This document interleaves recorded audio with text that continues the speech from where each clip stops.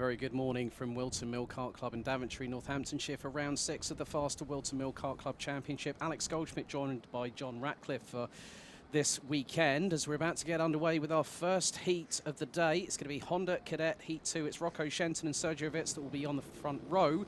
7 minutes on the timer. 5-second board has just gone out. Lights are out. We're off and racing. And Rocco Shenton, if memory serves me correctly, had a pretty good run last time out as they filter their way down into Oblivion and Crook through Fine Lady for the very first time of asking. And the top 5 have already started breaking away, but there's an almighty tussle for P6 as they head up to Christmas Corner.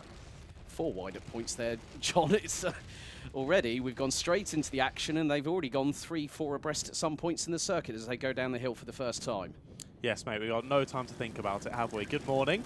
Welcome back to Whilton Mill. Anyone who's coming back for multiple occasions. We've already got the racing action underway. A couple of drivers fighting there through the left-hander, middle of the circuit. Only lap 1 down, and there are already a few going up. There's one driver nearly going across the nose cone of another. That was the 82 getting up in the air there. Who was that, mate? Can you spot that them? was Kian Bernard, and that might have been the 26 of Jaden Mead that also got compromised on that particular occasion as they're now going through the boot and into the infamous pit bend, as Rocco Shenton leads the way with a second lead over Jacob Backler in the number 12, Samuel Gamieo in the number 29, Sergio Vitz and Harry Taylor round out the top 5, covered by just under 1 3/4 seconds, as they're already up the hill into Christmas Corner once again. There is a bit of a train starting to form. But quite a few drivers have made some gains up the field. Charlie Wolfett has gone up from 18th place to 9th as they thread their way through back into the next left-hand hairpin. But I'm wondering how much of a lead Rocco Shenton's going to have after just 2 laps with 5 minutes and 25 seconds to go. There was an overtake. I think that was Teddy Cooper making a move up the inside of Leo Anya in the number 19. That was for 14th on the road. A little bit of a bump over the curbs going into the boot as there is a little bit of a side-by-side battle happening, one of which that was the 84 of Mason Brooks with Charlie Wolfett, I believe, as they now have Rocco Shenton's already pulled out a 2.16 second gap. It's just crazy. Yeah, like you were saying, a lot of trains forming, as we might see a move here into Christmas Yard. Indeed, is that for 3rd place? I believe it was Sergio Vitz going up the inside. No, it wasn't. It was Sergio losing a place. My apologies to the 53 of Taylor. That is Harry Taylor moving up into 4th place, I believe that was. But yeah, like I was saying, these Honda Cadets often creating quite long trains and big battles. Surprisingly, actually, in this one, a lot of drivers splitting off into some smaller trains. And as you say, Shenton just kind of running away with it at the front at the moment. Yeah, quite a considerable gap being opened up, and he's put in the fastest lap of the race of 53.87 as Sergio Vitz looks to go for a move on Harry Taylor going into the boot. That particular occasion, the number 57 not able to make it past, but they've got Oliver Spencer and Kai Clark in the numbers number 42 and the number 67. They are closing in on them, but the top 2 have broken away. Rocco Shenton extends his lead by another ½ second over Samuel Gamio in the number 29, and then it's a further 6/10 back to the driver in 3rd position, Jacob Backler in the number 12. But that battle for 4th place really heating up with Harry Taylor leading the way ahead of Sergio Vitz. It has. Actually, I believe at Christmas Corner, Sergio Vitz losing a couple of positions there, dropping back to well, the 4th position in this battle anyway. I think we just saw another change at the front of it as well. I think, yeah, Vitz now down to 7th. I think it might even be Clark up to the leading of this one, as now we have Spencer in 5th position, isn't it? And now breaking away at the front, I believe it is Clark. We'll wait and see until we can see the numbers, but continuing to battle through the boot now. Yeah, that definitely was Kai Clark, but there is a move. It's side-by-side heading into pit bend. That's the number 53 of Harry Taylor getting through. Sergio Vitz has also made a move, and that has dropped Oliver Spencer. Contact warning given to the number 79 of Teddy Cooper, currently sitting in, what is that? That is 17th position, behind Max Endicott in the number 13, and ahead of Charlie Warren in the 92. It's a lovely switch back there from Mr. Spencer, Oliver Spencer, going through the first couple of sections of corners. Sergio looked like he had it done around the outside, around Oblivion, but a little switchback saw Spencer go through and retake the place. Yeah, an almighty train forming here, and in the middle of all of that, that's Emerson McAndrew Uran that is in there. Charlie Wolfett running out the top 10 at the moment as they go back through the chicane, heading towards the boot once more. 2 minutes and 43 seconds. Rocco Shenton again setting another fastest lap. He's got clean air ahead. There's a move up the inside that's going to the top of the boot. And that was one of the looks to be 2 of the Synergy drivers there. having had a quick catch-up with Mike Spencer this morning. But, oh, 3 wide going into oblivion. I don't know how they made it through that one, but I think hearts were in the mouth there, both for you and I, John. Yeah, that was pretty close. Not a corner you usually see overtakes out. But look at this gaggle going up into Christmas now. They go in one order and they could venture out in a completely opposite order. Look at them. How many have we got in that train? Maybe about 10 carts, is that? More than that. I would probably say more than likely nigh on a baker's dozen. Well, that's probably about 12 carts, but they're all making it through. There is a bit of side-by-side coming down the hill into the next set of the next set of left-handers into the chicane, and now heading back over to the boot. Rocco Shenton continues to lead the way. Kai Clark has just set the fastest first sector of anybody in this race. A 17.17. Rocco Shenton puts in another fastest lap of the race, 53.17, and he's now 3.5 seconds clear ahead of the number 29. Backler in the number 12, rounding out the top 3. And the number 33 of Macandrew Uren has gone up 2 places, up from 7th to 5th place, and it's now 3 wide going up Manuel's Bank up in towards Christmas Corner. So this is going to be a little bit of nip and tuck here, because with a couple of laps to go, we always know that in Honda Cadets, the elbows do go out. Yes, yeah, very much elbows out it will be for this final minute of this heat. As you say, Rocco just out in front, leading the race by a huge margin, 3.5 seconds now. They're going to come around to finish another lap. It'll likely be even bigger by that point. And Rocco, last time out in round 5 of the FastR Whilton Mill Kart Club, took a complete clean sweep. All the heat wins and the final win. Could he be on for it today? It's looking likely. Well, the thing is, Jarrett Clark actually won the first heat yesterday afternoon. So Rocco that's Shenton, already off. Yeah, that's I'm already afraid off for this cards. weekend. But he's doing well so far today. He is indeed. Up there for now. Well, we've got 30 seconds as they're going up towards Manuel's Bank and up towards Christmas Corner once again. Everything's sort of elongated, especially between Rocco Shenton and Samuel Gamillo in second position. Kai Clark now rounds out the top 3, having got past Jacob Backler in the number 12. So it is rather close between second, third and fourth. Gap is about 1.2 seconds. But then the gap between fourth and fifth was 3.3 seconds. Timer about to hit 0 as they are still squabbling away. At the back end of that train, that's Oliver Spencer. That's going through Osiers down the back straightaway. So going to have to really watch their P's and Q's here a little bit, because next time around we'll have the last lap board, and it is the last lap because Rocco Shenton's already crossed the line. And he's put in a 53.17 on his previous lap and has an advantage of nearly 4.5 seconds. As again, these 3 still line astern, going through into oblivion and into Crook. But it just goes to show how quickly that if you hit the front of the train, you're going to really be able to pull away early. It's 3 wide going up Manuel's Bank, nearly 4 wide going through Christmas Corner. But it has been Rocco Shenton that has been the class of this field. And Rocco Shenton now making his way through Osiers, down the back straight, and heading into what will be the top part of the boot. But what a way to start the day here. Not exactly probably the best start that Rocco might have wanted yesterday, depending on where he finished, but he's going to come out of the final corner through pit bend, and Rocco Shenton wins Honda Cadet heat number 2. And what's the margin going to be? It's going to be close. It's 5 seconds, and Kai Clark was 9/100ths behind Samuel Gamillo in the battle for second position, and Kai Clark set a personal best on the final lap of the race. Jacob Backler rounds out the top 4 ahead of Emerson McAndrew Uren, with Kian Bernard rounding out the top 6. Oliver Spencer, Alice Pullen-Memin, Mason Brooks and Charlie Wolfett rounding out the top 10. Good progress up the field by Max Endicott in the number 13, finishing 11th ahead of Sergio Wirtz with Leo Anya, Charlie Warren, Sebastian Dew, Teddy Cooper, Zach Champney, Jaden Mead, Riley Till, Sebastian Clark, Thomas Butcher, Harry Taylor, Ella Dixon and Finley Lines.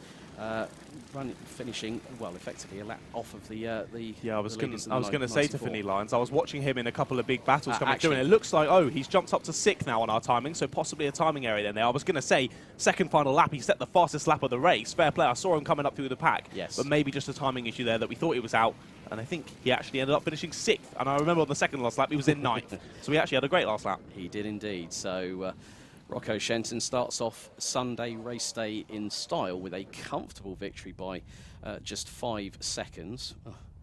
It doesn't sound, it sounds quite dominating when you hear that kind of thing. But we're going to go into our next heat very, very shortly, which is going to be IAME Cadet heat number 2.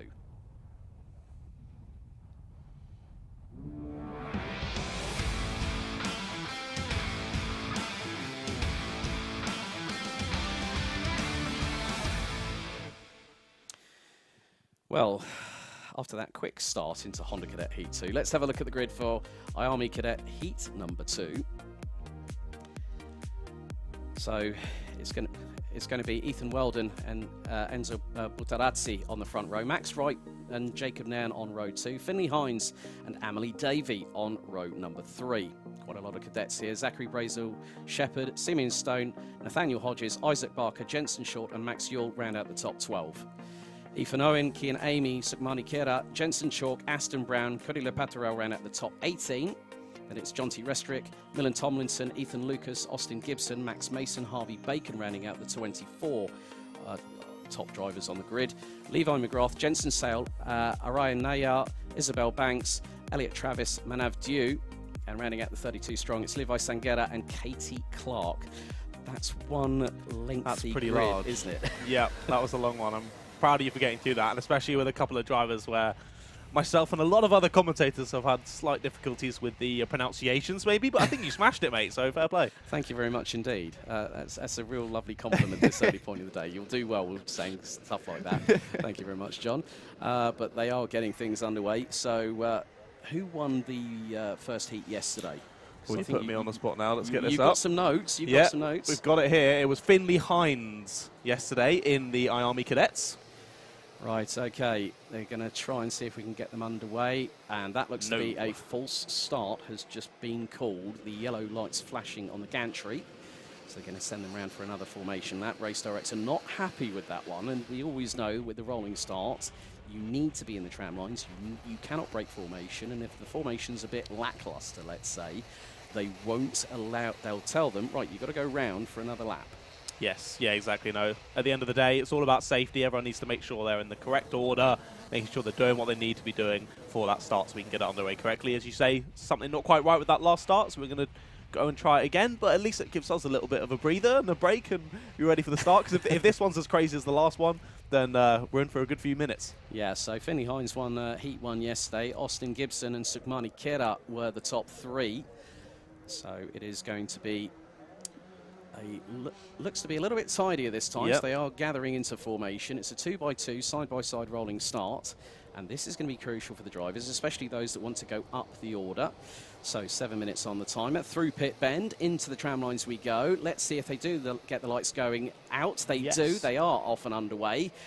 Oh, it was Linus going through Oblivion and into Crypt for the first time. It's 2-3 abreast. Oh, we've had someone go around, and that is the number 75. Max Yule, unfortunately, pointing the wrong way, but gets back out. We had another driver in the wall as well, I believe, on the exit of Oblivion 2, so we'll wait and see who doesn't come around. We've got the 50 straight across the grass. That's Isaac Barker, who's just gone doing a Valtteri Bottas, going through Christmas Corner and into Inkermans. So not exactly the best way that you want to do. You don't want your front bumper doing any grass cutting. No. And it looks like there is a yellow flag. There are there's a yellow flag out on the circuit. Yep. Might be because of the driver that you said that might have been close to or near to the wall, either through Crook or Fine Lady, but at the moment it's the number 20 of Enzo Butarazzi who is getting challenged now. That's Finley Hines, the winner of Heat 1 yesterday, right on the back bumper, and coming along for the ride is Ethan Whilton. Finley Hines has just had a contact warning from race control, but Enzo Butarazzi leading the way. Whilton trying to go for the move through up Manuel's bank, up through Christmas Corner. That's a bit of a perler there from Whilton to get through on Hines to take P2.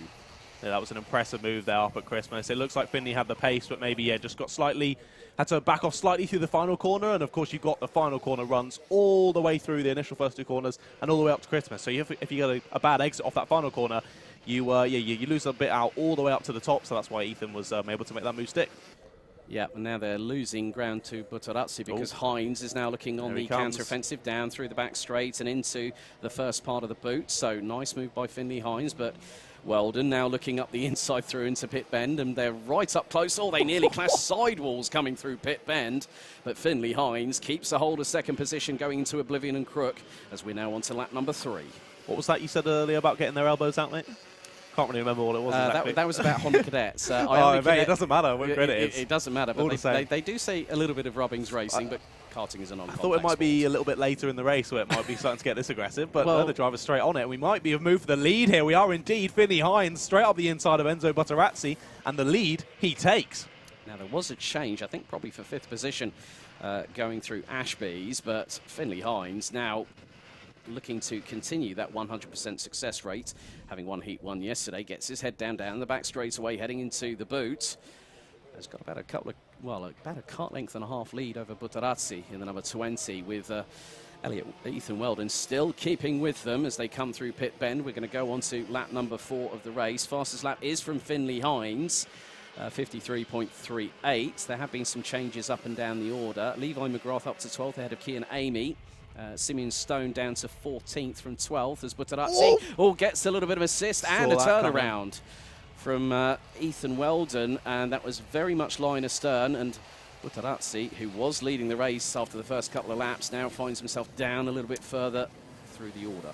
Yeah, you can see exactly what's happening there. Finley Hines stayed on the racing line. Butarazzi went to the inside. Weldon thought, Butarazzi's going to go for a move. I better follow him on the inside here. We've got another incident going on slightly further around the circuit. I think that was the 25 and the 30, is that, I believe? Jacob Nairn and Jensen Short, that was going through in towards Osiers.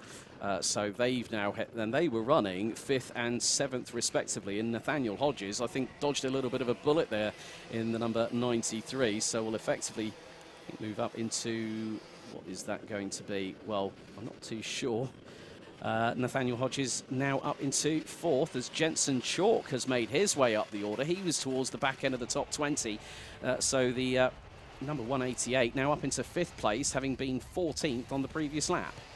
That's a very impressive move up through the grid, and yeah, just making sure you keep out of trouble. And as we spoke to a lot of drivers on the paddock show, just saying, make sure we don't bend it today. I think that's helped a lot of drivers, just keeping it on the black stuff. I have heard that these tyres work a lot better on the black stuff than the green stuff. So yeah, just keeping it on that, keeping the tyres facing the same direction, and it means you can work your way up through the grid and get a decent result.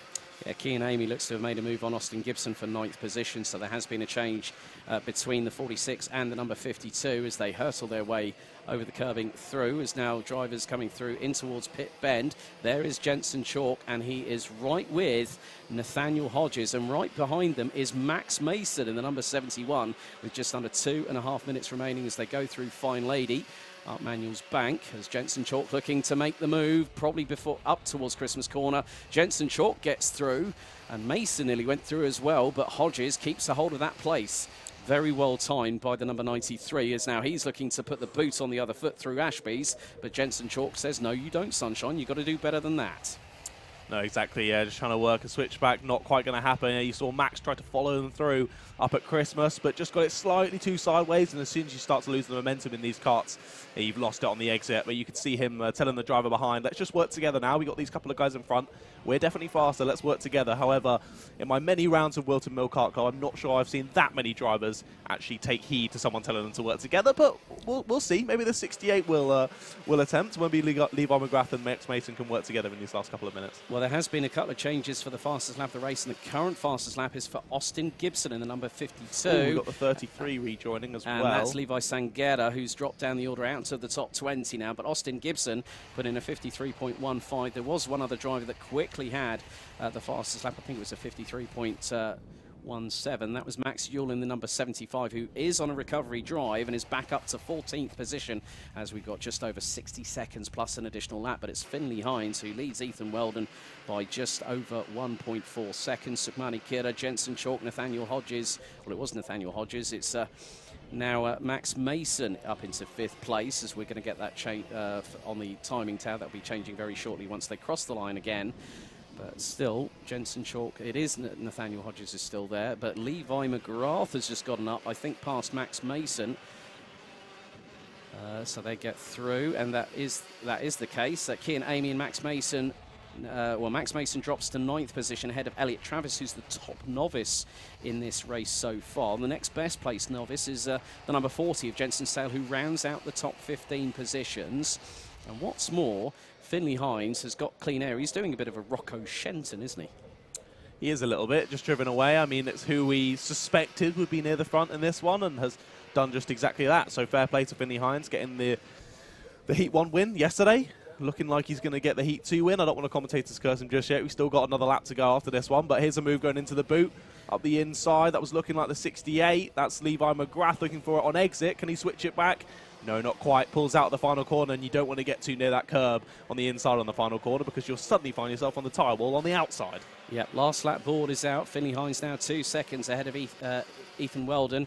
Sukmani Kira rounding out the top 3 who finished 3rd in the Heat 1 yesterday. But there is your race leader making his way down into Ashby's. What's going to be the final time, lap 9 out of 9. I mean, one of the moves I just saw going through into the boot as Finley Hines just launches it over the curbs into the approach into Ogiers before going through the chicane. That just shows how committed these youngsters are, isn't it? Yeah, you wouldn't think he had a 2-second lead, would you? No, you wouldn't. Throw it over the curve like that. No, not at all, as he makes his way through the top of the boot. So Finley Hines will make it 2 for 2 this weekend here at Whilton Mill. And he's going to win comfortably. But it's all about who's going to finish in 2nd place. That's going to be Ethan Weldon.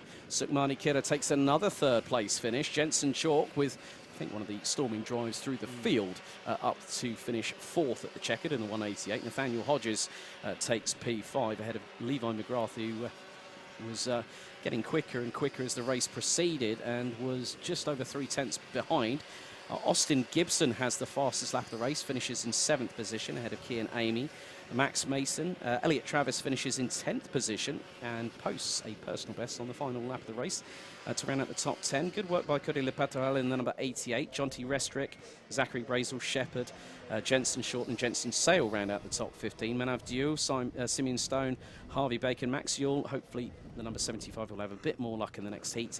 Aston Brown will round out the top 20 ahead of Jacob Nan. Enzo Butarazzi rounds out 22nd. Ahead of Millen Thompson, Emily Davey, Adam Nayar, Isabel Banks, Levi Sanguera, who had that moment about halfway through the race, finishes in 27th ahead of Isaac Barker, Ethan Lucas and Katie Clark, rounding out the 30-strong grid.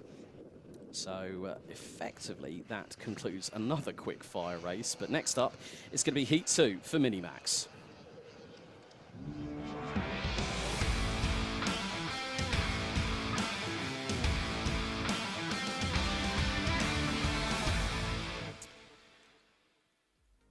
So Minimax, one of the entry tier classes in the Rotax family. Hayden Butcher and Lucas Blanford are on the front row. They've got Logan Howes and Harry Bartle behind on row 2, with Luca Brooks and Oliver Smith on row 3.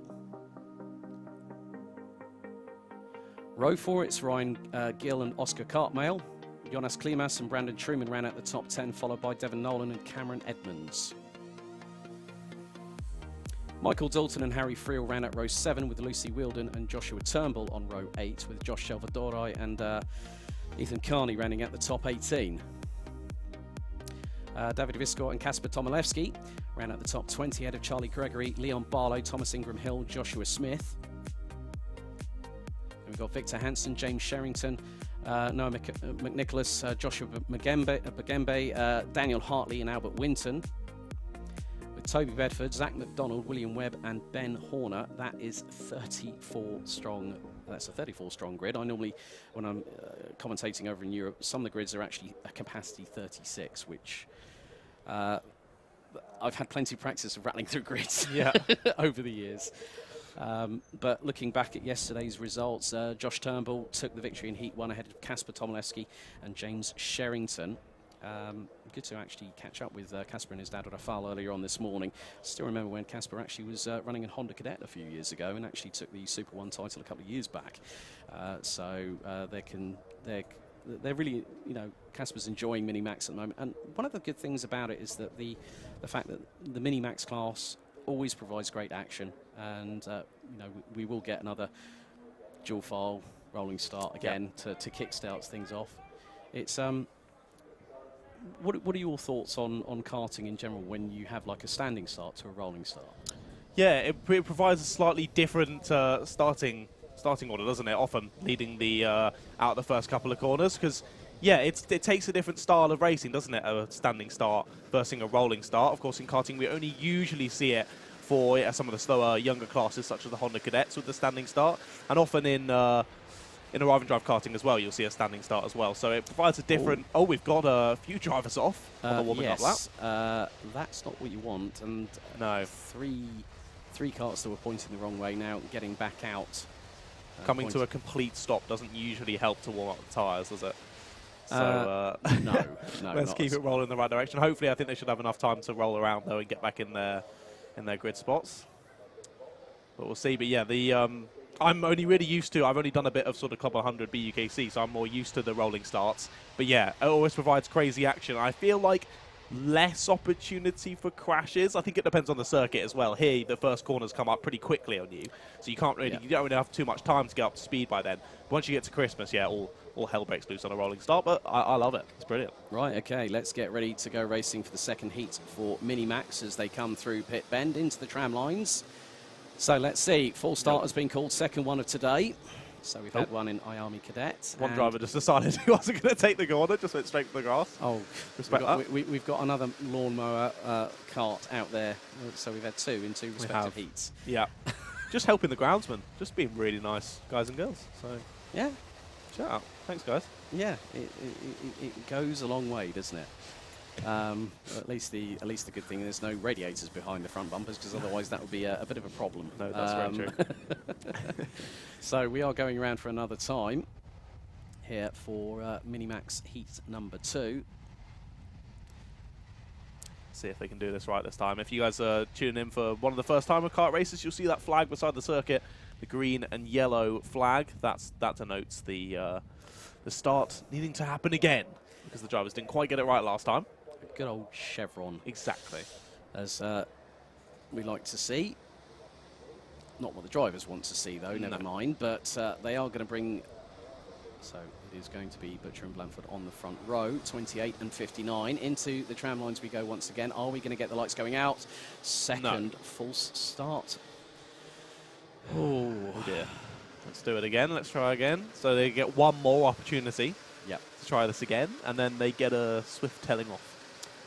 Slap on the wrist. Yes, exactly.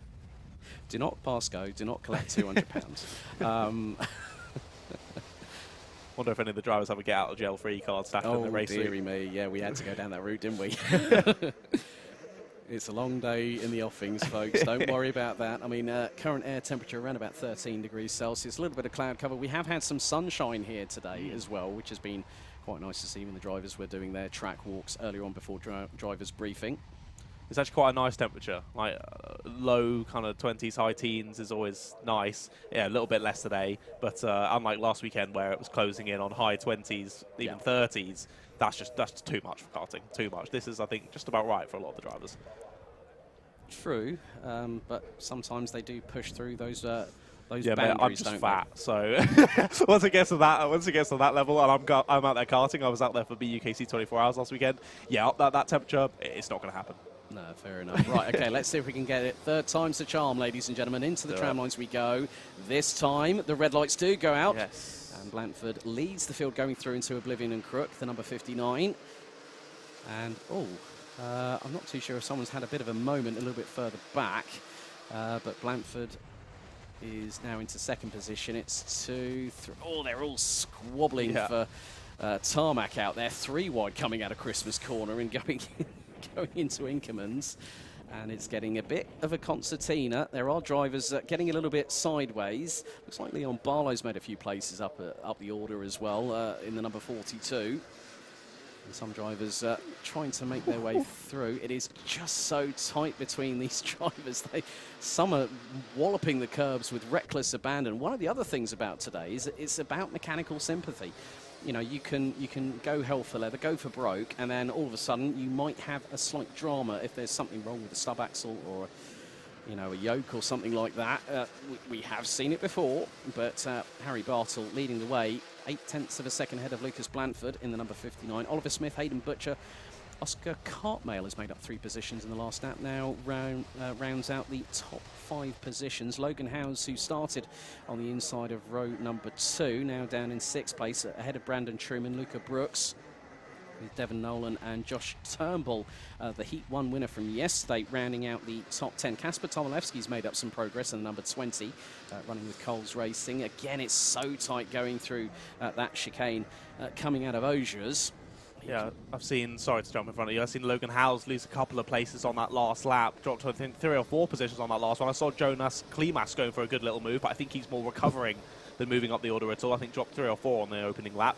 So a couple of drivers just trying to get back through to where they started, a couple of drivers moving forward nicely. Oof, getting a bit close for comfort, and now there is a bit of a squabble going through, and there has been, looks like there has been, well, Hayden Butcher is battling away with Josh Turnbull, who's now up into 8th place in the number 83, with Luca Brooks and Logan Howes rounding out the top 10. Lucas Blanford's just pumped in the fastest lap of the race, 10th quicker than Harry Bartle, and that gap's now down to 7/10. There looks to have been a change, and that would have been between the 54 and 55, so Devon Nolan ahead of Brandon Truman as they now go through into the boot, and right in front of them is Oscar Cartmail in the 88, so it is game on for 4th position as they come across to complete what's going to be lap number 4. There's a bit of a gap between Oscar Cartmail and Oliver Smith. That's about 6.5 tenths of a second, as there are some more changes. Logan Howes has now dropped out of the top 10, now down into 13th position, as up the inside of Cartmail goes both Nolan and Truman in the 54 and the 55, so they've made a position each in the offing. And Cartmail might be under threat again. Just lost another place. Yep, so again, it's just about strategy sometimes. As I said, you don't need to go for broke. If you can just sort of get yourself to a particular pace that you feel comfortable at, you know how the kart's handling, how it's working underneath you, because these drivers' backsides are millimetres from the ground. But Oliver Smith trying to keep the train behind at bay, because both Bartle and Blanford have cantered away into the distance. And another fastest lap. Lucas Blanford has just put in a 48.39. Gap now down to just under 3.5 tenths of a second. We're only on to lap number 5, and we're over half time on the counter time ticking down. So I think Blanford is probably within the next lap or two going to be really with Bartle, and there they are. There are the two leaders. They're now heading through Wilkins and now into Osiers. So if Blanford can tee it up nicely coming out of the chicane down the back straightaway, Harry Bartle will know that Blanford is closing, because he'll probably feel the heat under the collar right now. Exactly, yeah, both these two leaders lapping in the middle of the 48s, whereas Oliver Smith behind, leading the pack behind, is more the low 49s. However, I do believe on that last lap that he has been overtaken. He has. Oliver Smith dropping down to 7th, losing out quite a few in that train last time around. But here we might see a change to the lead. He finally goes for it, 59 of Blanford up the inside of Bartle, and takes first position. And looking like that was coming for a few laps, to be honest. And Blanford set the fastest lap of the race, 47.93 seconds. Wow. So the first driver to dip below the 48-second barrier. Let's see if he can start pulling away from Harry Bartle, but Bartle might have other ideas as they go through Osiers into the chicane, down the back straight, heading in towards the boot. Blanford with the look over his right shoulder. Blanford now part of the YRDA, the Young Racing Drivers Academy, and he's also a Team Hard Academy driver. Team Hard with Tony Gillam, running in the BTCC. They're currently racing this weekend at Croft, I believe. Yeah, I think you're right. So I'm sure that some of the team will probably be watching. Josh Turnbull, in the meantime, has just set the fastest lap of anybody, 47.65 for the number 83, who now sits in 5th position. And he's right up with Brandon Truman in the number 55. So this is going to be a close battle. This is very impressive. Yeah, as you said, the leader set the fastest lap initially with a 47.8. But these three in this battle have all set 47.7, 47.7, 47.6. So these three are absolutely on it. Oh, we've still got 90 seconds plus an additional lap still to go. But Nolan has started pulling away from Truman, who is coming under fire from the 83 of Turnbull. And it was just under half a second between the trio going across the line the previous time. This time that gap has sort of stabilised, but there has been some other changes. Kasper Tomilewski, the number 20, based out of Glasgow, now up to 7th. Joshua Smith now up into 9th. Luca Brooks now rounds out the top 10, having dropped behind Joshua Smith. But still, this battle here, and this is for 3rd place, is going to go right down to the wire. But then behind, oh my goodness me, there was a flood of karts going through shot there. There was about 6 of them. But still, to keep it on the black stuff is definitely the right way to go. And as we were talking to a number of drivers, as you mentioned earlier there, John, that they don't want to bend or break anything, because that mechanical sympathy is going to pay dividends as we go on to what is effectively the penultimate lap of the race, as we're just under 30 seconds to go. Lucas Blanford, what a flyer from the number 59, 47.18 seconds, and has just opened up a gap of nearly 7.5 tenths of a second over Harry Bartle. Impressive work from the X-Kart driver. Incredibly fast, but I have got to shout out these three again. 47.34, 47.24, 47.25. Oh, for these three. Yeah, and we've just had our first mechanical black flag. Oh, yes. That is Zach McDonald in the number 80, currently rounding out 29th position. So McDonald will have to park that. Just as you were talking about mechanical sympathy as well. Gutted. We don't know if something's just gone wrong on its own there or what's happened, but yeah, that can always happen in these kind of races. And that's the difficulty with these kind of race meetings, is it isn't just a lead up to one race. It's many heats throughout the day and then a final as well. So you've got to make sure that kart keeps going so you can be in the fight. Definitely the case. We're on to the last lap now in this battle. And there's several battles up and down the order. I've just seen the number 44 go through shot. That is Michael Dalton, who's just dropped 10 places on the last lap alone, down from 11th down to 21st. But still, this battle between Nolan, Truman and Turnbull is going to rage on until the checkered flag. But the lead is now coming out of Osiers and now heading down the back straight for what's going to be the final time, and a bit of a send there. That was a nice one by Turnbull up the inside of Truman for 4th place, but the lead is now making their way through the top part of the boot, and Lucas Blanford, the number 59, comes out of the final corner and will win Minimax Heat number 2 by nearly a second over Harry Bartle. And sets a new fastest lap on the final lap as well. 47.04. He was fractions away from going into the high 46s, but Lucas Blanford from X-Kart taking the victory. Harry Bartle in second. Devon Nolan winning the battle for 3rd place, but a nice move from Joshua Turnbull to secure 4th ahead of Brandon Truman. Kasper Tomilewski, the number 20, rounds out the top 6 ahead of Joshua Smith, Oscar Cartmail, Oliver Smith and Hayden Butcher completing the top 10.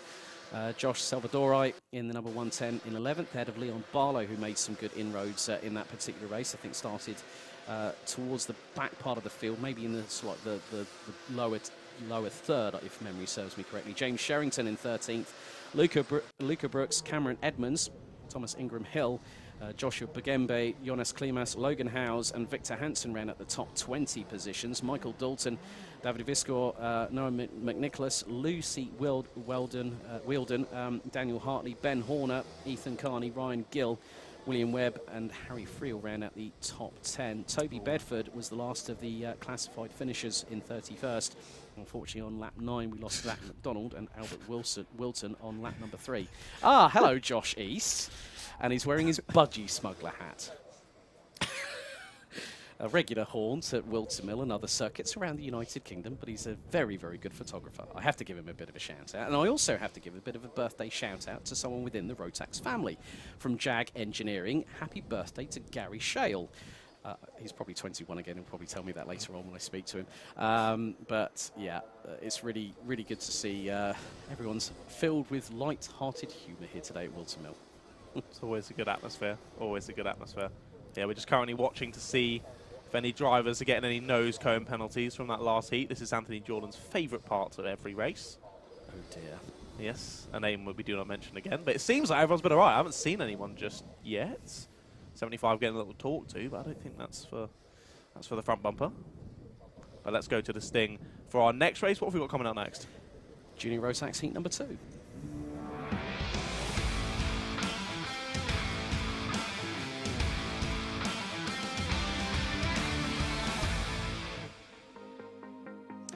So let's have a look at Junior Rotax Heat number 2, your grid for today.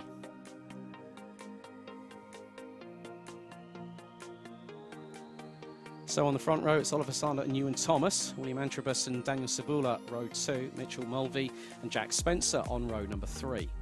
Zaki Hussein and Ryan McAuliffe, row 4, and completing the top 10, it's Ross Tyler and Freddie Ingram. William Pemble and Deacon Russell on row number 6. Row 7, it's Bobby Rozier and Jacob Jukes, Jack Cooper and Harry Hurstgrover on row 8, with Spencer Brom and Romarian Ubi on row number 9. Completing the top 20, it's James Tester and Oliver Kerr, Mikey Porter, Jessica White, Sam Baker and Alfie Thompson ran at the top 24 positions, with Mac McFarquhar, Pearson Bullock Carter, Reg Hayward, Alfie Bray, Caden Welch and Mikey Theo running at the top 30, with Nicholas Ellis running at the grid in 31st position. So again, we now see if they get underway for the first time vasking. Oh, the number 11. Ewan Thomas having a moment, but they have let them go. Okay. And Oliver Sander in the... spinner. That was going through oblivion. No, I was going to say, like, I think most of them missed it. No, they haven't. We've got 4 or 5 karts on the first corner. Yeah, the 127, that's James Tester off the circuit. William Antrobus looks to be in second position, so both Oliver Sander and William Antrobus have slightly catapulted their way from the field, but the number 11 looks... Yeah, that was... Ewan Thomas, I believe, was a bit out of formation, I think. So we've got a driver stopped, I believe, on the exit of Oblivion too. So had got out their cart. So I'm not sure what's going on there, but we'll have a look. But I assume that'll mean yellow flags. So the first section at least. It looks like it might be out of this section too. Yes, it is. So it's yellow flags all the way through Sector 1 and the end of Sector 3, basically, I think. So still clearing up some of the first lap incidents. Yep, so Oliver Sander leading the way from William Antrobus by just half a second. Ryan McAuliffe now up from 7th to 3rd place. Ross Tyler has also followed suit and jumped another 4 places up to 4th place ahead of Jack Spencer. Freddie Ingram, Zaki Hussain down to 7th ahead of Daniel Sabula. William Pemble and Bobby Rozier. Well, it was actually Ewan Thomas who's currently sitting in 3rd place. That's just been amended on the timing. So Ryan McAuliffe in 4th place. Quite a few drivers making some inroads. Mac McFarquhar has just jumped up from 25th to 17th in just the first lap alone, but it's Oliver Sander who has the fastest lap in his pocket at the moment, 48.47 seconds. Decent start as well for Bobby Rozier, up from 13th to 11th, so making good inroads so far, and was our race winner in Heat 1 yesterday. So whether he can get back up to the race win again today, possibly a bit of a tall order, especially with the field beginning to space out as it is, but never say never for someone who's so quick. Yeah. So we'll see how it goes. But look, a couple of battles going on near the top of the circuit. Look at this one. Could be down the inside here. It is indeed. That's the 22 losing out. That's Ryan McAuliffe getting past Ross Tyler again, so they now swap positions. So they'll probably have Freddie Ingram, who I spoke to at the paddock show a bit earlier on today. They've got the number 12, Daniel Sabula, there as well, as they go down the back straightaway, heading into the boots. It's getting... right. Straight on. So that was a straight-on moment there. I'm not too sure who that was for. I'm not too sure if that might have been Freddie Ingram. Just keep an eye out. And see as they go across the line now. Yeah, I think you're right. Looks like it was Freddie Ingram. Just went straight on heading in towards the boots. That's not a nice place to go straight on. Bobby Rozier's just put in the fastest lap of the race, 46.02. Freddie Ingram has got a contact warning. So as Stewart's deciding that it was his fault for going straight on there. Well, who knows? If it was that incident that they were reporting on, yeah, as you say. A little bit further down the order, the triple two of Oliver Kerr battling away with Pemble. And so, yeah, it's it's just all flotsam and jetsam, so to speak. But we have 3 minutes in, 4 to go, plus an additional lap. It is Ryan McAuliffe leading this train. Oh, that was that was definitely a late lunge. Oh, and again. Another touch between the Daniel Sabula and Ross Tyler there. They're 2x2 hurrah in 2 rows going across the start-finish line, heading into oblivion, and they all decide, right, let's go single file. He's gone for it again. Straight up into Christmas. There they go, up the inside. Could get followed through as well. Does. Hung out to dry as that driver managed to get back to the inside to cover off another position, but 3 positions lost in about 2 corners there, and make it 4. As up the inside goes the 77, or attempts to, has to feed back in again. Who was that? Jack Cooper, and that was on Ross Tyler, who lost 4 positions at the drop of a hat going through Christmas Corner and into Inkermans, and I think it might have been possibly one of the drivers behind. Daniel Sabula's just got a contact warning. There are a few slap of the wrists coming from race control here. Second one of the race so far, and we're already 4 minutes in, 3 to go, plus an additional lap. Zaki Hussain now ahead of Ross Tyler. It might have been maybe Daniel Sabula or Bobby Rozier that did that wonderful move around the outside, going through into the approach. And Reg Haywood gets a contact warning. They are coming thick and fast, these contact warnings, aren't they? Yeah, the drivers all bunched up in big packs. Like we were saying, we've seen a couple of moves that were just 2x2s have now basically become the entire grid. We just saw a move up the inside there on the grass for the 49, but he is going to go back up the inside. What a move there. But look at this battle continuing down through the bottom half of the circuit. Zaki, 13, going a bit slow on exit there. Zaki Hussain, that was in the 131, who's got Ross Tyler. Yeah. And Jack Cooper's not too far behind. There is someone 2 wheels on the grass, into the approach, into the boot. Craziness ensues here in Junior Rotax. heat number 2, but Oliver Sander has controlled the pace here, has got the fastest lap, but has controlled the pace ahead of William Antrobus.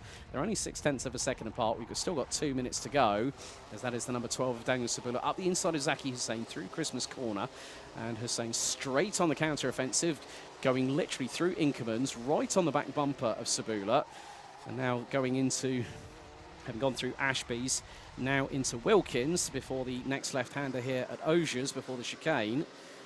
They are, I mean, to be honest with you, Ginny Rotax is another game of strategy, but of course we do know that the tyre conservation, that was a little bit of a look there from Sabula up the inside of Mikalev, going through into the top part of the boot as they go through pit bend. 1.5 minutes still remain, plus an additional lap. Antrobus has now put in the fastest lap of the race, 45.5 seconds. Seriously quick, but yeah, fighting, well, half a second off of Oliver Sander in the lead, who as well did a 45.56, so 600ths between the two on the fastest lap there between the front two. But yeah, their gap pretty close, but this back gap even closer. Oh, Sabula again. Yes, Sabula right up the inside of Mikalev, and then Zaki Hussain tries to plant it around the outside, going through into Wilkins. That is a brazen move at the best of times, and oh, there's more dramas here. Jack Cooper, the number 77, losing a few places, and there go. Oh my God, where did that one come from, Zaki Hussain? Because that was right round the outside through the entrance into the boot on Ryan Mikalev, who's now dropped and has got Mac McFarquhar right behind. And you've got the likes of Oliver Kerr and Mikey Porter jumping into this battle as well. And now it's going to be side by side through into Christmas Corner. There, oh, hopefully one particular driver did not end up grass tracking like we saw in the IAME Cadets. No, that was lovely. Perfectly weighted move there up the inside. Number 54 continued to move up through, of course, that being Mikey Porter. But Bobby Rozier, as I mentioned earlier, our race winner from yesterday in Heat 1, moving his way up through the field well. I believe it was 13th place he started in, now currently up in 4th, leading our big train, and now almost 2 seconds gapping the front of our big train. Trying to catch the leaders, but still about 5 seconds up to them, so I think it's probably a little bit late to get up into that top 3, but still a great race from Bobby. Yeah, timer has hit 0, so 7 minutes has completely elapsed. So Oliver Sander now having a lead. It might be dwindling a little bit thanks to William Antrobus. Reg Hayward gets a second contact warning of the heat so far, so the number 73 might be in detention after that one, depending on how many more contact warnings get facilitated in the next lap and a bit, because we are going to go on to the final lap this time around. But Oliver Sander leading them as a look for a move, and that was the number 87, Mac McFarquhar, through on Kerr in the number 222. Last lap board is out, and still the squabbles happen up and down the order because Daniel Sabula being hounded by Zaki Hussain. Hussain's got to try and do something rather special in these last couple of laps, as Porter and Mikalev, I think, just went side by side into oblivion. Mikalev to the inside, Porter to the outside. Hopefully they both made it through without anyone getting tangled up. But Oliver Sander, well, it looks like there has been a... well, hang on a second. That surely cannot be correct. We will wait and see. Timing has to be wrong. That one has to be wrong. We'll wait and see, because Oliver Sander leading the way, and the number 39 will finish ahead of William Antrobus. And I have just seen Ewan Thomas, I think, just come through into shot. There he is, the number 11. And that will effectively be P3. Yeah, we think so. I'd just seen one driver who may have crossed the line that then just got pushed back into the pits.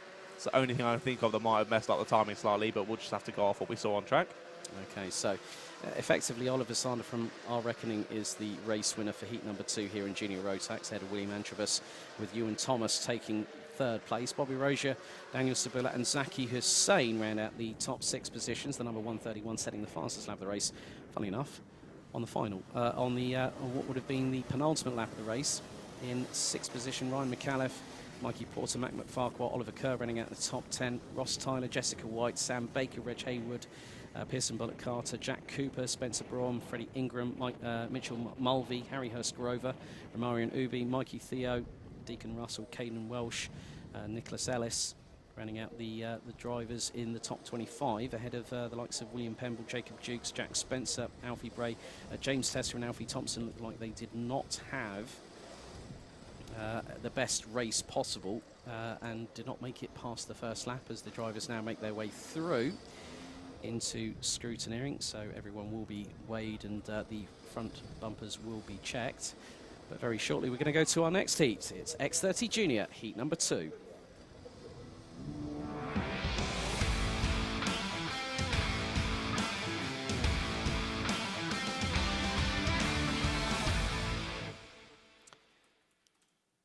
So let's take a look at the grid at Heat 2 for X30 Junior.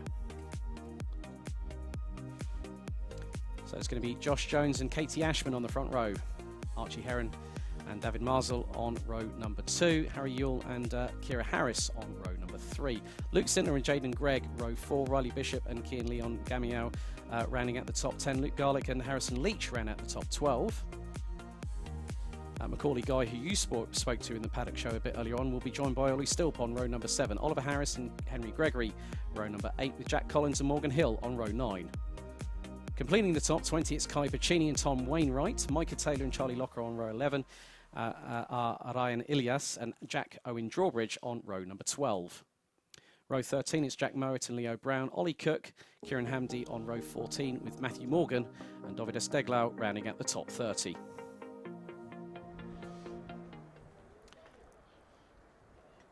It's the calm before the storm, they say, don't they? Very much. You can see, though, no drivers having a little chat, though. All in the zone, ready to get underway. Once you're out on circuit, there's no friends. The visors go down and the red mist starts to form. Exactly, exactly. Some of the drivers keeping it cool with their visors still up. Still just feeling themselves out, but yeah, about to get underway for this one. Another packed grid, so it should provide some great racing again. And also, probably a bit of a welcome breeze, because as soon as they have those visors down, things get a little bit heated in terms of body temperature. And, you know, even in karting, you know, a lot of these drivers in the junior and senior classes, they're going through fitness programs as well. You know, there's a lot of driver development that happens throughout the world of karting, irrespective of any class. It's just really good to see that there's such a competitive grid out here, you know, north of 220 drivers over the course that are here racing this week. I can't wait until this one gets going, because they will be releasing them very, very shortly indeed. I would imagine there might be a little bit of a delay. There's a little wave to the camera.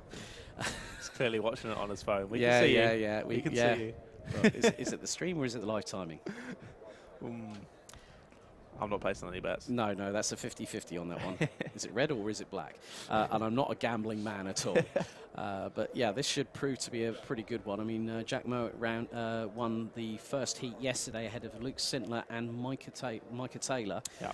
So 3 drivers we've got to keep an eye on. There have been drivers that have pushed their way up the field. I mean, I spoke with Kai Bacchini a little bit earlier on, and he said, yeah, you know, things are looking good, you know, hoping for some good pace. I mean, it's anyone's guess. I mean, we saw in the Junior Rotax race just a second ago how close it was, and I would expect that with X30 Junior we're probably going to see the same thing happening as well. Yeah, no, for sure. Always produces good battling, and as you say, quite a number of drivers in this one to be watching. Those 3 that were our top 3 in yesterday's heat, but then also a couple of others. I saw Luke Garlick, I think, was 4th yesterday in the heat, and I think he was about 11th this one, so definitely on for a good position if he can make a good start, possibly a top 5 there. And then, of course, Macaulay Guy, who we spoke to in the paddock walk earlier. It's always lovely, always up for a chat, so we'll see how he can make his way through as well. Especially when he got egged on to do it as well. Yeah, exactly. All the parents around feel like, oh, he wants the interview, go on, have him. Yeah, go on, speak to him. It's like they feel like they've been thrown under the bus, and then like literally when you've asked them a couple of questions, they're fine. It's a bit scary sometimes having a microphone pointed in your face and you're like expected to say something. And I've had it before where I've done interviews with drivers and they have stumbled over their words.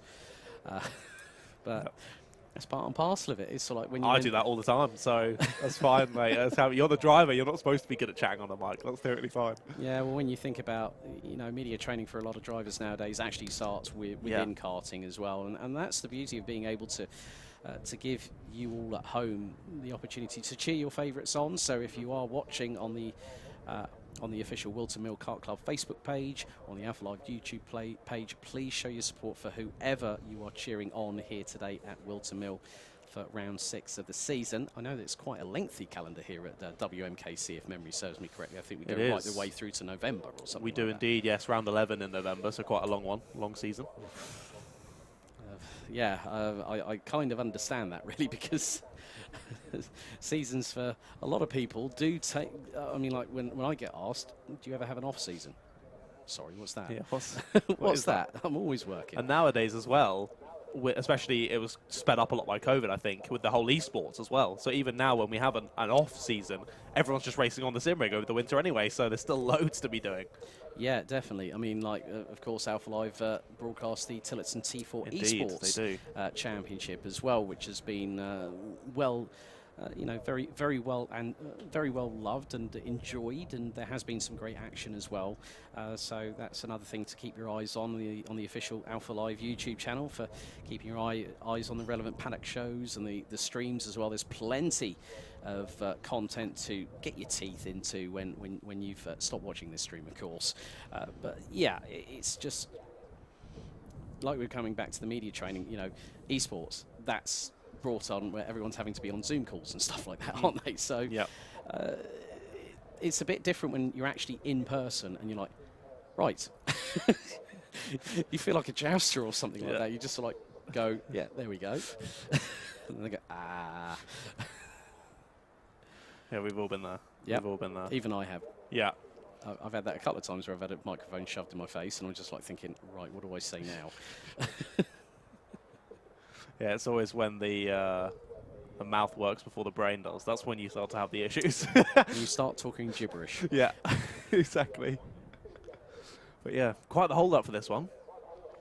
We're not sure, nothing in our ears of what the possible hold-up is. But we'll have to wait and see. We saw a couple of drivers go off near the beginning of that last one, so maybe a couple of clean-up operations, some barrier rebuilding or something. But okay. Yeah, so we're getting in our ear possibly something to do with the timing. But okay. Just having a thought about that. So yeah, if the timing's wrong, we can't really hold the races because we don't know who's in what position. So that does need to be addressed. Hopefully no one's hit the Control Alt and Delete buttons at the same time. No, I hope not. But I have to give credit to you know, everyone that's involved. I mean, you and I were in a quite privileged position. My dad just says, yeah, you just talk behind a microphone all day. And I'm like, yeah, well, that's part of my job, isn't it? Yeah, we're in the nice, often very warm comms box. So especially today, it's not so bad. It's quite nice weather and whatnot. But when it's proper lashing it down with rain, the drivers have got all their wetsuits on. I'm like, actually, I'm quite happy to be in here, to be honest. Yeah.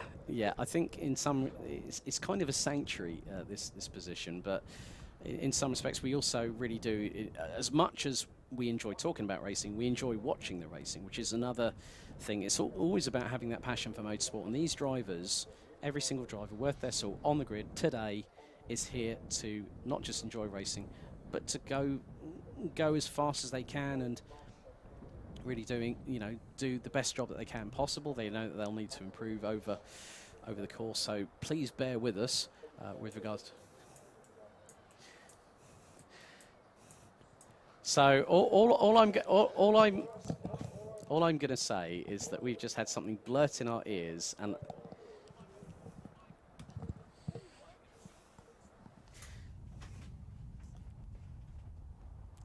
I have no words. I really have no words. I think John's going to find out what is going on at the moment.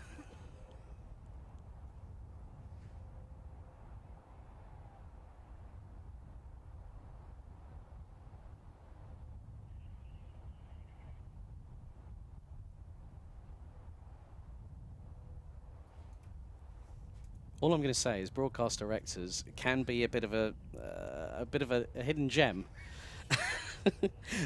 That's all I'm going to say on that one, John, because and he's apologised. Thank you very much, James. That just goes to show the amount of banter that we have behind the scenes here. You know, and it's a pleasure to be here. We've seen quite a lot in the chat as well.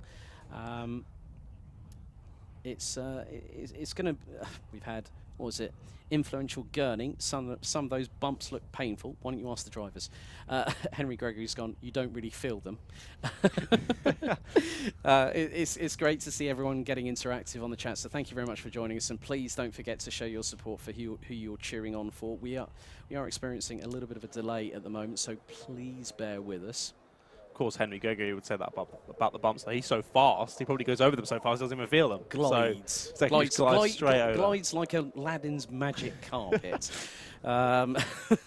So, yeah. Oh, yeah, we'll have to wait and see. I thought Piers Morgan was suddenly coming into the call box. I was like, oh, we got a third commentator. It's Piers Morgan. Welcome to Wilton Mill. Don't go there. Do not go there, please.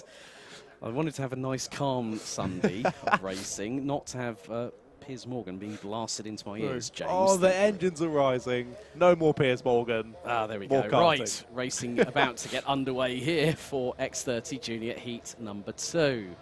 7 minutes have now been put onto the timer as the drivers will now go around for their formation lap. Should we have a little reminder as to who's at the top of the grid for this one, just because it has been a little while since we did read that out? Well, it is going to be, according to what I've just found, Josh Jones and Katie Ashman will be on the front row. Archie Heron and David Marzal will be on row 2. Harry Yule and Kira Harris, row 3. Luke Sintner and Jaden Gregg, row 4. Riley Bishop and Kian Leon Gamio will be on the round up the top 10. We've got a bit of luck coming in for Morgan Hill. Yes. Fallon Warren. Thank you very much for for that. Go get him. Morgan starting on the outside of row number 9, alongside Jack Collins in the number 12. It's all going to be about getting the start correct. We did have one race where we had third time's a charm, and thank goodness they let them go. That was in Junior Rotax Heat 2, if I remember correctly. I mean, they've had enough chance to think about this. So they have indeed. Right, through pit bend, 7 minutes, red lights. They go out, we're off and racing. I think it was yellow. Was it not yellow lights? No, it wasn't. They oh, went out. I'm seeing things, mate. Here we go. Yeah, the timer has started counting down, I think. No, we are going around again. Oh. Good. My eyes are not deceiving me. I thought I saw the yellow lights just as we cut away. I think the left side of the grid got just a bit too good of a start over the right-hand side there, so going around again. Okay, so the good old green flag with yellow chevron signalling the full start. Your eyesight's better than mine. It's got one up on me now. I'm not going to hear the end of it. Well, it gives the chance for the drivers to sort of reset. Well, like I said previously, I'm pretty sure they had enough time to think about that one. So come on, drivers, what are we doing? Let's go around again. Let's do it. Yeah, let's just hope they don't hit the reset button. Yes. Nicola Horton saying, good luck, Micah Taylor, number 48. So we will see how Micah gets on. So the drivers now making their way through the top of the boot into pit bend. Will we go red lights out this time? Let's have a look. Lights have gone out this time and they now get underway. Some good battles already starting to develop as it's nearly 3 wide just outside of the top 10. They all filter their way through. Multi-card incident through the exit of Christmas Corner, and the number 25 has just ended up under the back axle of somebody we got else. Spinner, 45 off, 64 collecting. So 45, Ollie Cook, Matthew Morgan in the 64. And they are all tussling for position. This is going to get very, very leery. Someone's all 4 wheels and doing a Valtteri Bottas down the back straight away. Into the boot, and another kart. Oh, my goodness. My dearie me. That was Gamiao in the number 55 that went Knight Rider style, inadvertently going through into the boot. But it's the number 65 of Harry Yule who leads the way as they go up the hill once again. Luke Sintner looking for the move on Josh Jones and gets through on the exit of Christmas. Jones now being pressurised by Luke Garlick in the number 70. This is getting a bit too close for comfort at times, isn't it? Yeah, over Inkerman's, our third place man. Who is that? The number 70, that is Luke Garlick. Got it so sideways to the right-hander. I thought he was going straight on off towards the barrier, but held it together and is still there in P3. And like I said, he's definitely one to watch. I think he was 4th in Heat 1 yesterday, started 11th, I believe, in this one, already up to 3rd. And chasing down the 2 in front. So it's Luke Sintner that leads ahead of Harry Yule, who was leading, and Yule a little bit sideways through Crook into Fine Lady. Has got Garlick right on the back bumper. Garlick looking for the move up the inside through Christmas Corner. Gets through before the run to Inkermans and takes 2nd position nice and neatly there, rather than going full on Tokyo Drift through Inkermans like he did on the previous lap. But there's going to be another change for position. A little bit further back, Kai Bacchini's made his way up a few places. Now currently sitting what might be now 9th position if he's got past Jaden Gregg in the number 34. Change for third as well. 59 is that? Yes, of Archie Heron diving up the inside now and almost coming together there. The 65 nearly being turned around of Harry Yule, dropping a few positions on that last lap. And these two behind still battling on the way. Who's that? The 84 and the 32. That's Josh Jones and Riley Bishop. And still, completely sideways going through the apex point of Crook. Looks to move over to defend, though. Had to do that. Move back over, and up the inside goes the 32. Another move made there by Riley Bishop, a name we know so well, moving up through the order very well. Well, Morgan Hill had a mechanical black flag on lap 1, is out of the race. Ollie Stilp and Archie Heron have both got contact warnings up the inside. That was a bit of a brazen move there. That was from Kai Bacchini. That was going through into Wilkins. So a nice move there from the number 14. Archie Heron has got a contact warning, which I already just mentioned. And there's Jaden Gregg using the old tap on the helmet. Yeah, the old think tactic. Josh Jones not having a happy lap, that last lap, dropping 4 positions down to 9th. We saw that was who he was telling to work together with after that last one. Jaden Gregg has just been given the first track limits warning of the meeting as Bacchini up the inside, this time on the 65 of Harry Yule. So Bacchini on the move. And the fastest lap of the race is from Micah Taylor, 46.2 seconds. The number 48 now up into 10th position. And Kai sent it again down the inside on Harrison Leach, was that, I believe. Yep. But Leach immediately switching back and getting him back on the exit. So going to have to try that one again, Kai. Yeah, through into the boot they go once again. Bacchini looking rather racy here in the number 14 as they now go through pit bend. A few more battles up and down the order. But at the moment, the top 2 covered by just under 9.5 tenths of a second.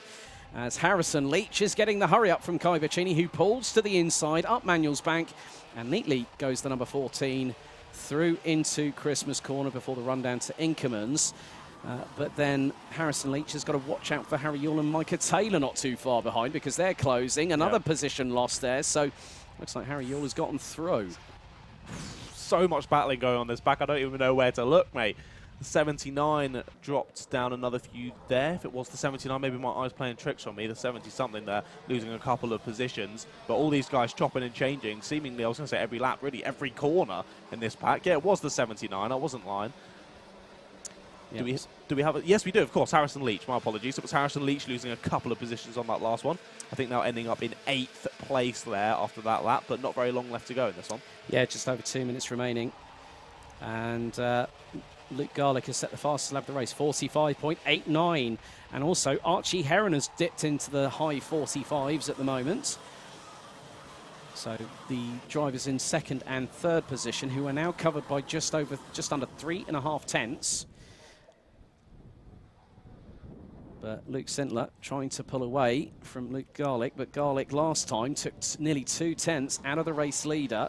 Archie Heron is trying to keep with them. That gap might slightly extend. It doesn't between the top 2, but it does between 2nd and 3rd position.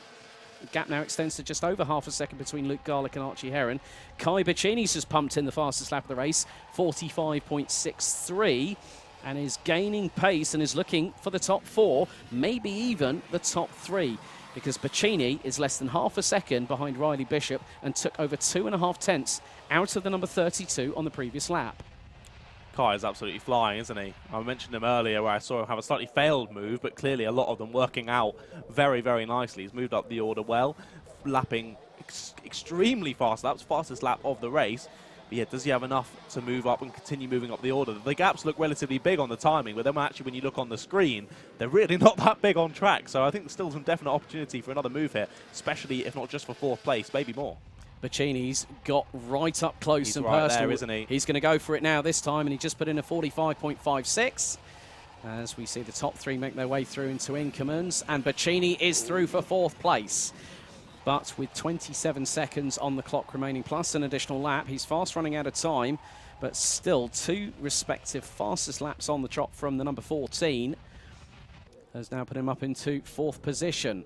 And there are the 2 battling away over 4th place. So Kai Bacchini ahead of Riley Bishop as they go into the boot.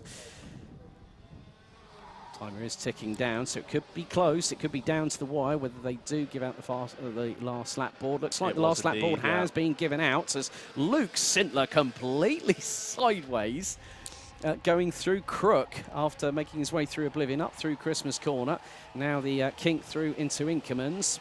I do absolutely love that relatively new camera angle on the exit of Oblivion. Just really shows the speed that these drivers take through there. It really gives you another appreciation for how genuinely they're just hanging on to the kart through there, just trying to take as much speed as possible and just hanging on for dear life and getting through as fast as they can. So a brilliant camera angle there. I love it. Yeah, we do have a couple. There's actually been quite a few track limit warnings. There's been 5 given out. 2 of them to Jaden Gregg in the number 34, Micah Taylor in the 48, Kira Harris in the 21, and the number 55 of Kian Leon Gamiao. But it is Luke Sintler that wins X30 Junior Heat 2 by just under 7/10 of a second ahead of Luke Garlick. Archie Heron rounds out the top 3, 9 or further second adrift. Kai Bacchini finishing in 4th ahead of Riley Bishop. Micah Taylor in 6th. Leo Brown, Jack Mowat, who won the first heat yesterday, rounds out the top 8 ahead of Jack Collins and Ollie Stilp. Harry Yule, Henry Gregory, Harrison Leach, Josh Jones, Kira Harris, Jaden Gregg, Kian Leon Gamiao, Macaulay Guy round out the top 20. It was Kai Bacchini that set the fastest lap of the race on lap number 8 with a 45.56. David Marsall, Charlie Locker, Ryan Elias, Kieran Hamdi, Oliver Harris, Ollie Cook and Tom Wainwright round out the 27 that finished the race. Unfortunately, we lost Morgan Hill with a mechanical black flag on lap 1, and Dovidas Deglau and Matthew Morgan out after the very first lap. Indeed. I will say fair play to Jack Mowat there, because I was going to bring up the fact he didn't have a brilliant race there, obviously after winning the heat yesterday. I saw him down in about 12th or 13th last time I checked, so by the time we got to the end of the race, up into P8, so fair play getting a few extra points there. From 25th on the grid. Kai Bacchini. Still a brilliant race then. Kai Bacchini, 15 places up to 4th at the end of that, so good pedalling from the number 14. But as they filter their way through, we're going to go to our next race, which is Heat 2, X30 Senior.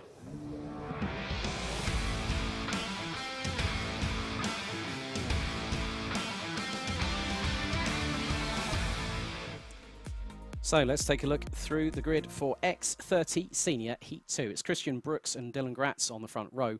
Thomas Byrne and Kyan Gohill on row 2. Alex Johnston and Martin Auger rounding out the top 6. Jake Yanigasawa and Jensen Buckingham on row 4, with Remy Gilbert and Lucas Ellingham rounding out the top 10. Row 6, it's Hugo Gilbert and Benjamin Watts. Sebastian Murray and Luke Taylor, row 7. Mackenzie Stevens and Archie Forber, row 8, with Paul Simard and Jordan Brown in row 9.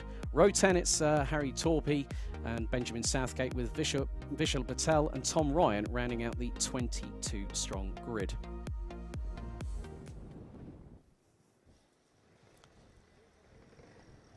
So the drivers now lined up on the dummy grid.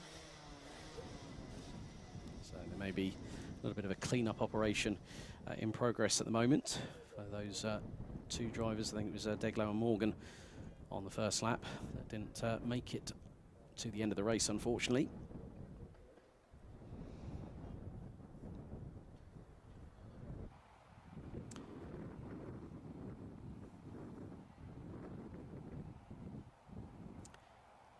Right, so there are a few karts there. Just spotted the number 63. That is Oliver Harris. So Marshall pulling the kart off of the circuit and out of harm's way.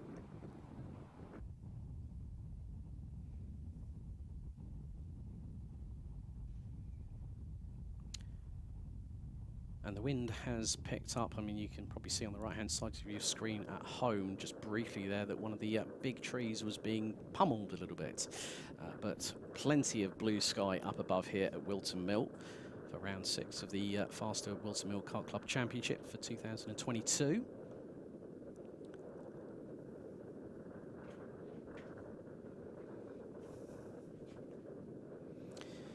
So Harry Torpy won the first heat yesterday, with Hugo Gilbert and Vishal Patel rounding out the top 3 positions, as now the field is being released ahead of their second heat. And again, another great class. You know, the amount of action. I mean, this is for me a new experience because it's my first WMKC event. But nevertheless, to see so many drivers out there. Oh, we got a spin. Oh, Sorry. Right. Just watching out for it. It always seems to happen on this grid. And there we go. We got another one. And it always seems to happen through the exit of Fine Lady, heading towards always Manuel's Bank. Just a little bit too much on the gas pedal. And around they go. Yep. That's all right. Luckily, it's the formation lap, so you can just rejoin. Using the cut-through as well, Yes. which was not actually a bad shout there from that respective driver. And again, this is another thing that drivers tend to do, a lot of weaving from side to side. I mean, they know that the tyres are not going to be in their optimum in the first couple of laps. Yeah. But just to get that extra degree of temperature helps the pressures rise, help the kart get the proper setup. But we'll see if these drivers get underway on the first time of asking. So it's going to be Dylan Gratz and Christian Brooks on the front row. 7 minutes on the clock. Lights are out. We are off and underway and through into oblivion. Wondering who that was. That was Kyan Gohill that got through on, I think that was Dylan Gratz possibly. That was the number 84, Jake Yanagisawa, sideways, at least pointing in some inkling of the right direction to exit out of Christmas Corner, but that was a very nasty scare for the number 84. Yeah, got lucky he didn't get collected there. Getting T-boned through Christmas is never fun. Well, it's a big gaggle of carts. Everyone suddenly moves out the way, and you find you don't have enough time to move out the way yourself. But luckily, all them making it through, and the driver just able to rejoin, maybe just a few seconds off of the back of the pack. Christian Brooks, though, with a warning to begin with already in the number 82. Our leader of the race still. Some sort of contact on that first lap, though. Must have been at the start, because, I mean, after T1, there was no one really around him, was there? No. Possibly there might be a warning for another indiscretion, but if it was a contact warning, it would be definitely being shown on the digi-flag that would have been a contact warning. Gotcha. So some sort of start warning of some sort then. Possibly some kind of infraction, but it's at the discretion of race control. We've got a little JP, so if you can work out what if that stands for anything. Possibly the person that might have just inputted that onto the timing. Maybe. So I'm going to leave that one there. Okay. The jury's out on that one, folks, but with 5 minutes and 40 still to go. Brooks and Goel are away and clear. Alex Johnston in the number 48 rounds out the top three, but Remy Gilbert and Lucas Ellingham look to be getting into some kind of contretemps possibly, because they have, well, actually Ellingham's ahead of Gilbert. Dylan Gratz now into 6th position, having started on the front row. Hugo Gilbert up to 7th. Harry Torpy, who won the first heat yesterday, now up into 11th, having completed lap 1 in 13th position. But the good thing is, good to see Jake Yanagisawa, who's just had the first track limit warning of this race. We had 5 in the previous race for X30 Junior, so the first one has just come through for X30 Senior.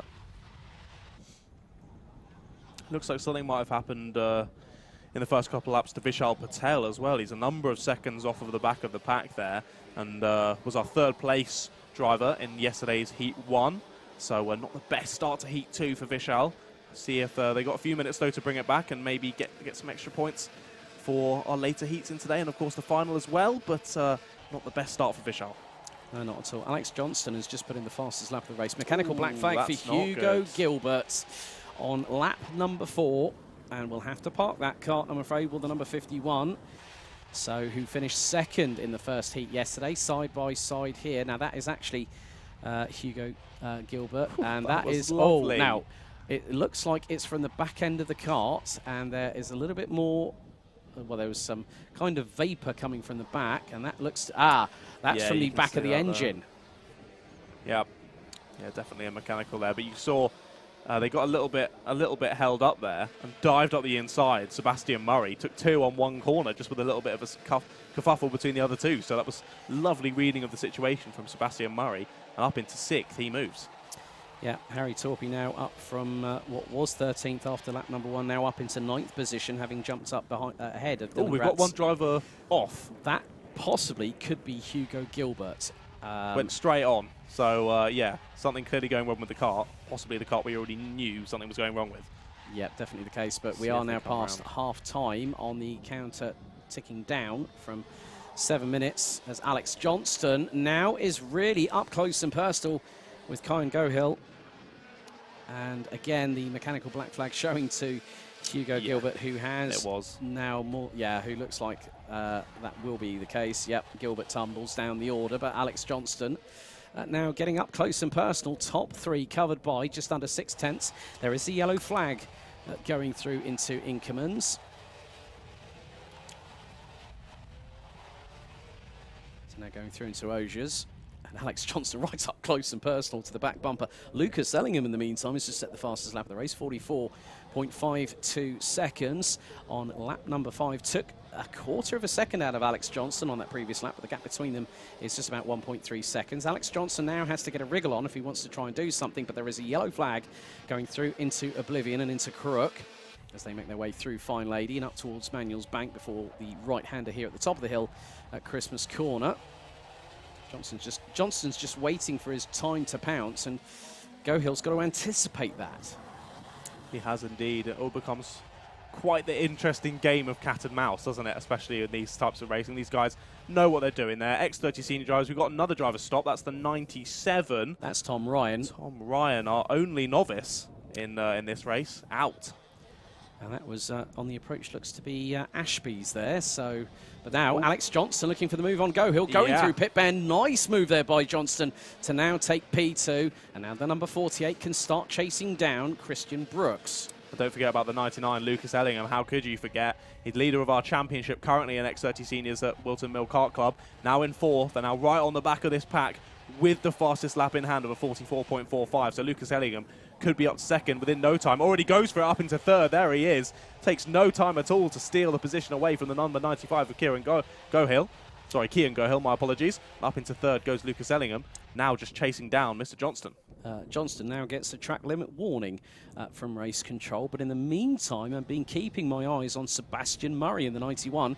Took 5.5 tenths of a second out of Remy Gilbert in the number 54, so the battle for P5 is now very much on, as Ellingham now confirmed in 3rd position, which is visual on your screens at the moment as we speak. We're into the last 50 seconds of the race. Alex Johnson has got to keep things neat and tidy, has got to make the rear end of that number 48 as wide as humanly possible. But we know that Lucas Ellingham is a known factor within this championship, as you said, points leader, and is closing hand over fist. And Lucas Ellingham last time was just under 4/10 of a second behind. That's not even a kart length and a half between the two, as they've just gone through Osiers and into the chicane. So Ellingham on a charge. There's the number 54 of Remy Gilbert in the back of shot, as there is Sebastian Murray, who has disposed of the number 54 for 5th position as they come through the exit of the boot through pit bend.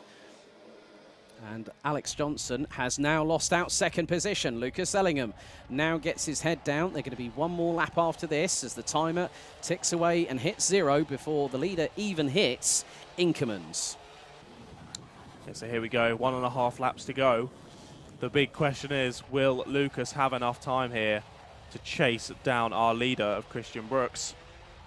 Doesn't look like it's going to happen, but you never know. You never know in X30 Senior Karts, and you never know whether we're just going to commentators curse the leader here and something's going to happen. But look at that, Lucas Ellingham clipping the curb nearly at almost like a 45-degree angle there inside the kart as he goes through the boot. But here we go, on to the final lap.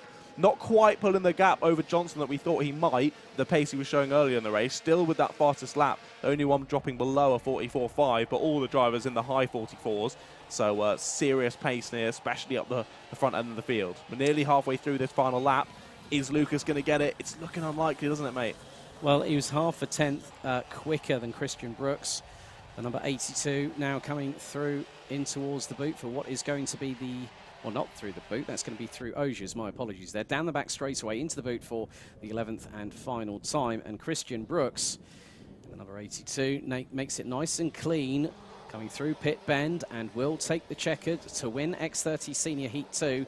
Great drive from Lucas Ellingham, the current points leader, to finish just under 9/10 of a second behind. Took nearly 2/10 out of Christian Brooks on that previous occasion on the last lap of the race. Alex Johnson takes a solid P3 ahead of Kian Gohill. Sebastian Murray beats Remy Gilbert to 5th place and actually extended the gap to nearly 1.8 seconds by the checkered flag. Jordan Brown, Harry Torpey, our Heat 1 winner from yesterday, takes P8 ahead of Archie Forbert, with Dylan Gratz rounding out the top 10. Paul Simard, Benjamin Southgate, Luke Taylor. Good recovery from the number 84 of Jake Yanagisawa. finishing 14th at the end of that and setting a personal best all the way through the remainder of that race, finishing ahead of Benjamin Watts. Mackenzie Stevens in 16th, ahead of Vishal Patel, with Martin Auger rounding out the 18 drivers out of 21 that started the race. Tom Ryan, the only novice in the field, retiring on lap 5. Hugo Gilbert on lap 4 with a mechanical black flag, and Jensen Buckingham on lap number 3. So as the X30 senior drivers make their way through in towards scrutineering, we go to Senior Rotax, heat number 2.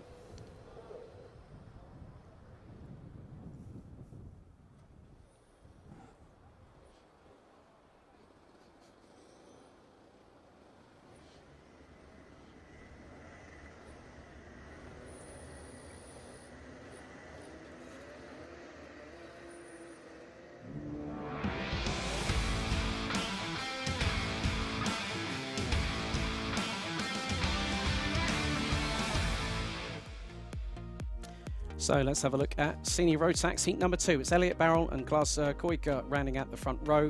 Luke Ringham and Ben Davis, row 2. Sam Gornall and George Hunter, row number 3. Luke Thurkettle and Callum Davis, row 4. Archie Elliott and Archie Walker rounding out the top 10. Jamie Rogers and Charlie Pinkney on row number 6. Row 7, it's Callum Romain and Jamie Mead. Row 8, it's Benjamin Ballou and Sam Spinell. Jack Stedman and Joshua Burton ran out the top 18. Millie Hart and Harry East ran out the top 20, ahead of Rory Burke and Samuel Cook, with Luke Collins and Harry Gibson running out the top 12 rows. Alfie Brooks and Lewis Wild, row number 13, ahead of Ronnie Mansfield and Ryan Willis, with Scott Smith and Sam Light running at the top 30. Running out the 33 strong, it's Jamie Perrelly, William Young and Tommy Edmonds.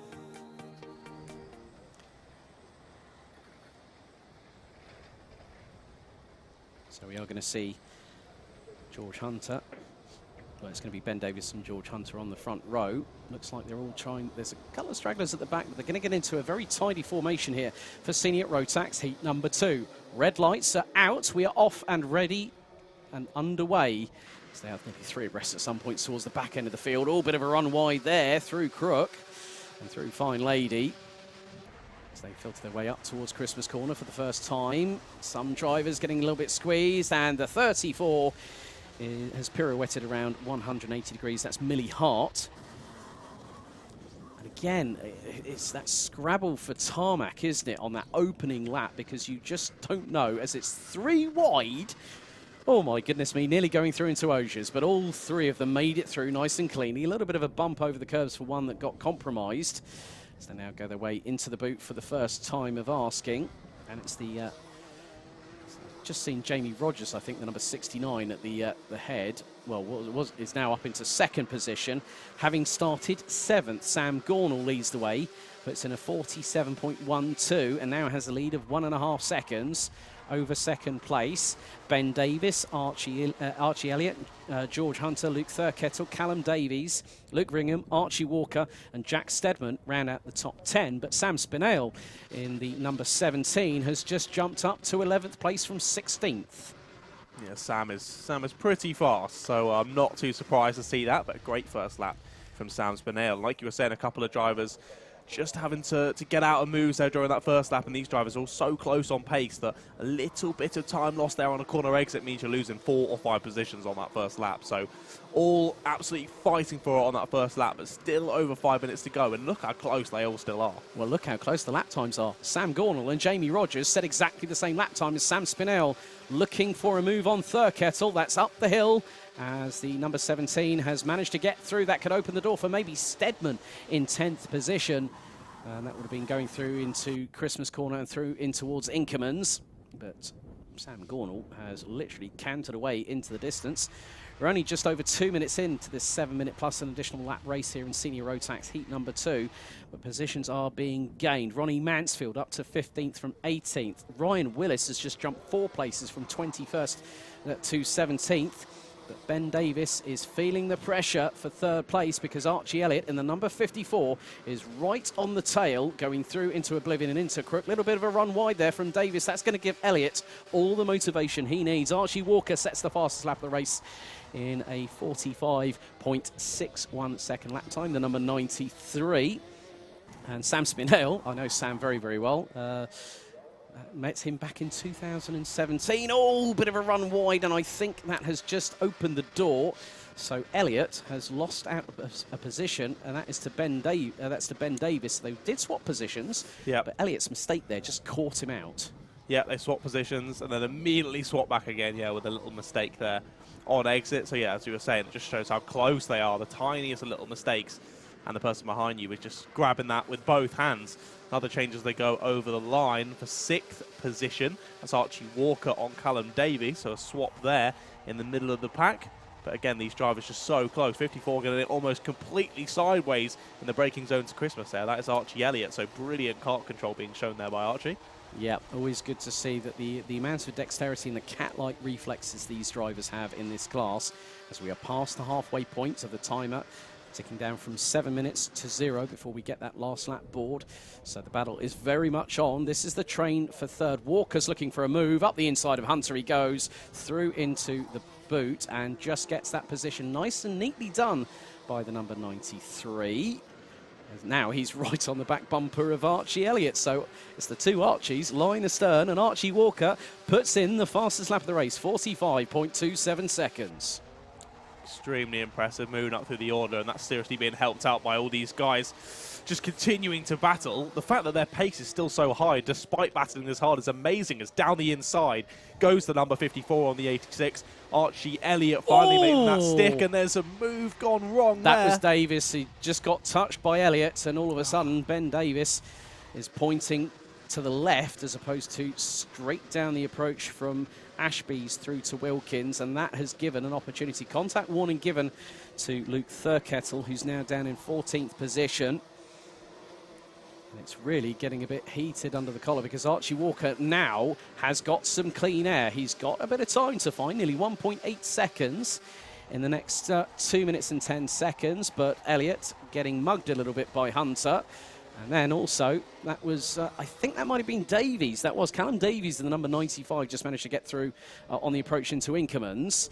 So neatly done. Sam Spinale is there in the mix as well, and he's also got past Elliott. So Archie Elliott is siphoning places like it's going out of fashion at the moment.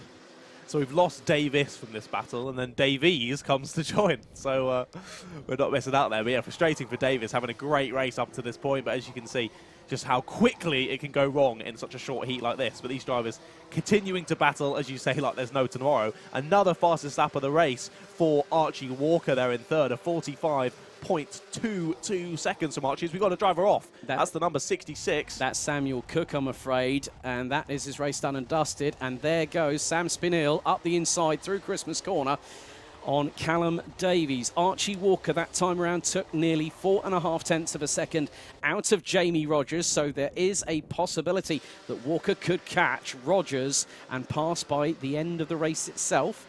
There is still just over 60 seconds plus an additional lap, which will give us approximately 3 laps of racing.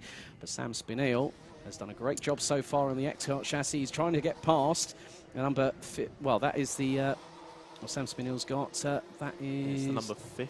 I think you're right, yeah, with the number 50 ahead of him. That is the number 50, but that's George Hunter, who is actually down a lap.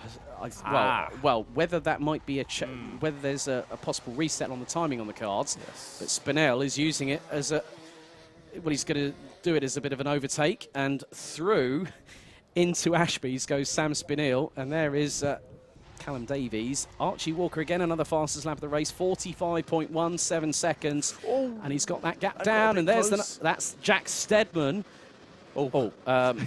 Interesting hand gesture is all I'm saying about that one. Yeah, I was going to say, I'm going for first, he said. I was going for that position. But Sam Spinale now really going into a toe-to-toe battle. This is for 4th place. And Archie Walker has closed into within 8 tenths of a second of Jamie Rogers. The timer has hit 0, so after this we're going to get one more lap. So Archie Walker has really put the afterburner jets on. I think he's flicked that switch that no one saw on the top of his engine or something. I'm only kidding. What are you talking about? Exactly. You haven't seen any of this. What are you talking about? Yeah, exactly. I didn't see anything. Sorry, Your Honour. I plead the fifth. But Sam Spinale's done a cracking job to get the number 17 up into P4. He's absolutely run through the grid this race, hasn't he, Sam? Always very quick. But, yes, got about 3.5 seconds now between himself and Archie Walker in third. And as you say, Archie Walker's going like a bat out of hell. So probably unlikely he's going to catch up that gap. It's still a fantastic race for Sam. All I'm going to say is Archie Walker is just over 4 tenths behind Jamie Rogers. See them. And just there we are. I've just seen, yeah, good spot there, John. Going through into Inkerman's, Archie Walker is probably he's probably not even a couple of car lengths behind Jamie Rogers, so that could be a real run to the flag. And, it's going to be, and Archie Walker is trying to get through. He's got a great run, though. He has. He's going to get a bit of an opportunity if he can tee it up very nicely, do the cut through. But I don't think he's going to do it. But Gorner's going to take the victory. Walker's going to try and pit Rogers on the line. It's going to be close, but it is going to be Rogers by 7/100ths of a second at the checkered. It was close. But unfortunately, Archie Walker, no biscuit, I'm afraid. But Sam Gornall takes the victory by 3.32 seconds ahead of Jamie Rogers.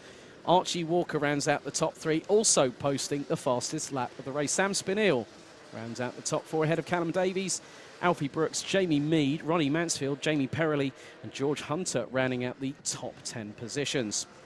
Ryan Willis, Archie Elliott, Benjamin Ballou, Ben Davis and Rory Burke round out the top 15. Scott Smith, Harry Gibson, Sam Light, Luke Ringham, Luke Thurkettle round out the top 20 positions. Ahead of Tommy Edmonds, Lewis Wild, Callum Romain, William Young in the number 22, 24th, ahead of Jack Stedman, Luke Collins, Joshua Burton, Charlie Pinkney, Millie Hart in the number 34 rounds out the 29 finishers. And unfortunately, on lap number 6, we lost Samuel Cook. That wind sounds like it's picking up a bit, doesn't it? It does. Well, with that being said, as the senior Rotax drivers make their way through into the front fairing check and also scrutineering, it's time to head over to our next race. It's Honda Cadet Heat 3.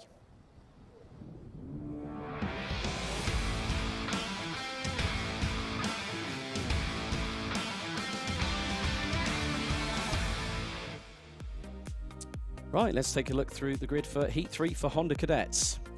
It's Luca Holmes Black and Zach Champney on the front row. Jarrett Clark and Charlie Wolfit on row number 2. Max Endicott and Emerson McAndrew-Uren rounding out the top 3 rows. Riley Till, Ellis Pullen Memin, Sebastian Clark and Kian Bernard round out the top 10, followed by Noah Barham and Zach Starbuck.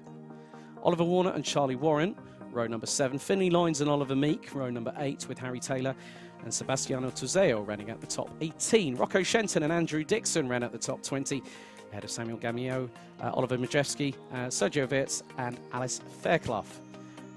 With Mason Brooks, Bella Fairclough and Ella Dixon rounding out the 27-strong grid.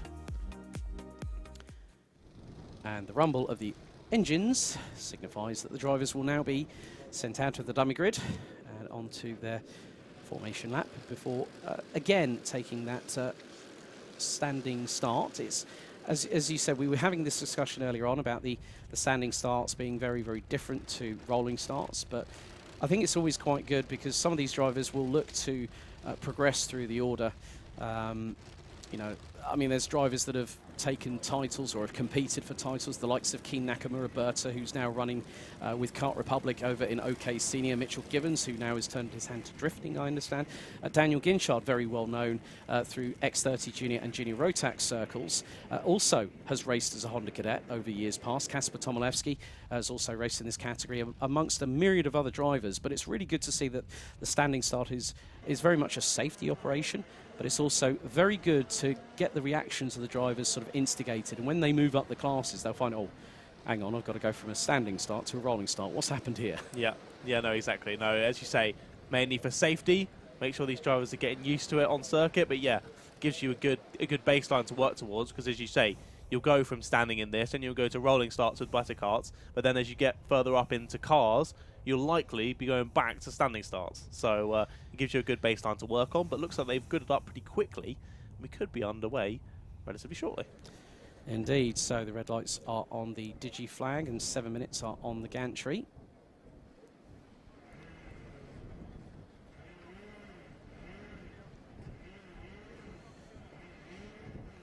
A bit of a fist bump there between the two of the team there. Right, the hand up. 5-second board is up. Marshall walks away from the front of the grid. Lights are out, and we are underway here in Honda Cadet Heat number 3. bit of a tentative start there, I think. I was hoping that we might see a little bit more acceleration used going through into Oblivion and Crook, but it's going to be a send round. Oh my goodness me! Was that Jarrett? That was Jarrett Clark trying to go around the outside. He was going for it, wasn't he? He was going for it around the outside of Christmas Corner and nearly got the job done. Now through into Ashby's. Everyone's jockeying for position again. It is 2 abreast at points going through Ashby's, and now into Wilkins before they head down towards Osiers. Again, Jarrett Clark is looking menacing, and now the driver who is leading the field, I'm just waiting for the number board to cut. That's Luca Holmes-Black, who is leading the field. He's gone for it. And he's got it. Yeah. Neatly done there by Jarrett Clark. And right behind them, they've got the number 61. That's Zach Champney in 3rd place. And then we got Charlie Wolfett and Max Endicott. Endicott is up from 6th place. Rocco Shenton has had an absolute mammoth start.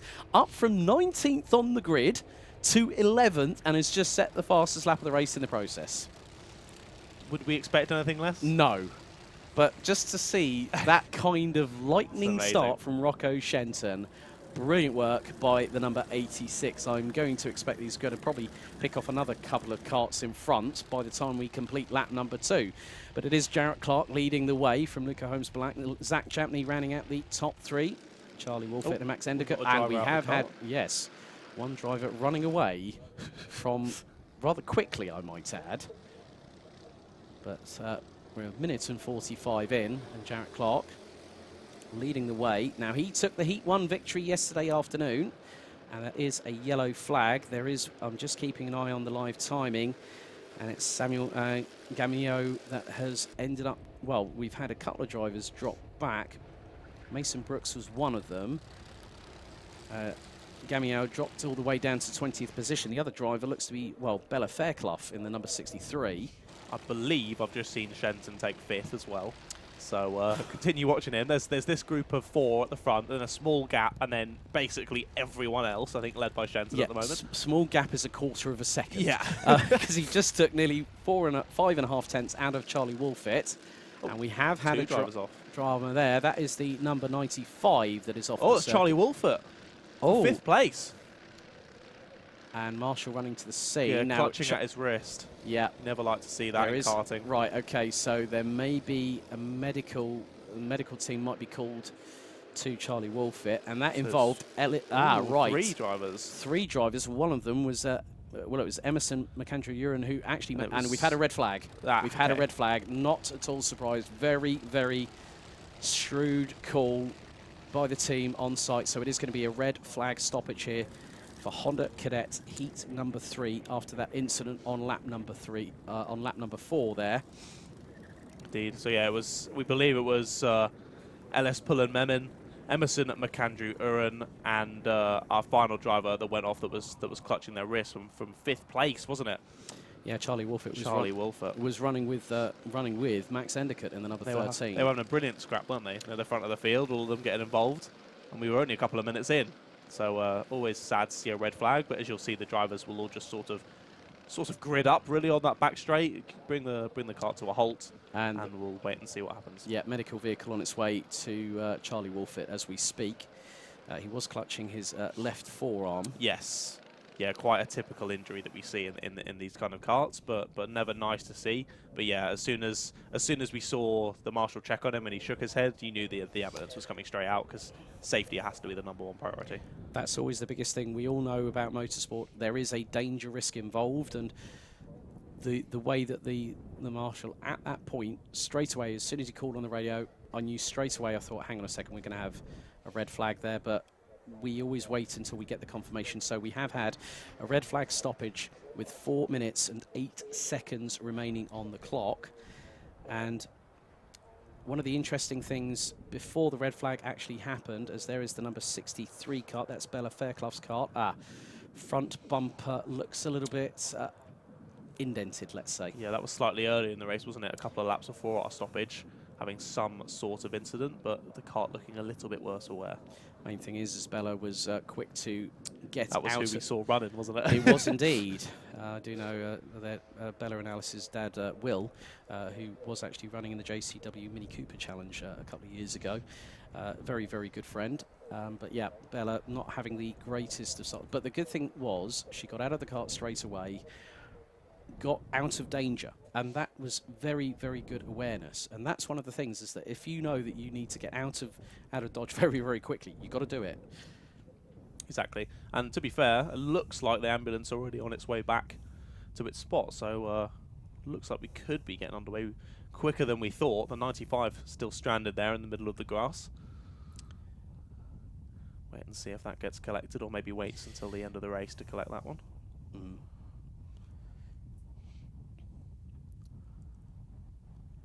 There is a trolley actually being brought yes, over, so right. I think it's probably the right thing to clear the kart off of the circuit, just from a safety perspective. Yeah. Because you don't want to have a couple of drivers going side by side into that part of the circuit which was between Wilkins and Osiers. You don't want to have that moment where a kart is there and it's effectively in the line of fire. You don't want to have that kart there, because that is another safety protocol that is always instigated, that you want to get that kart moved out of the way. And good to see that the kart is now being retrieved and brought back, because then hopefully we'll be able to get things back underway very, very shortly, as we had a red flag stoppage with 4 minutes and 8 seconds remaining.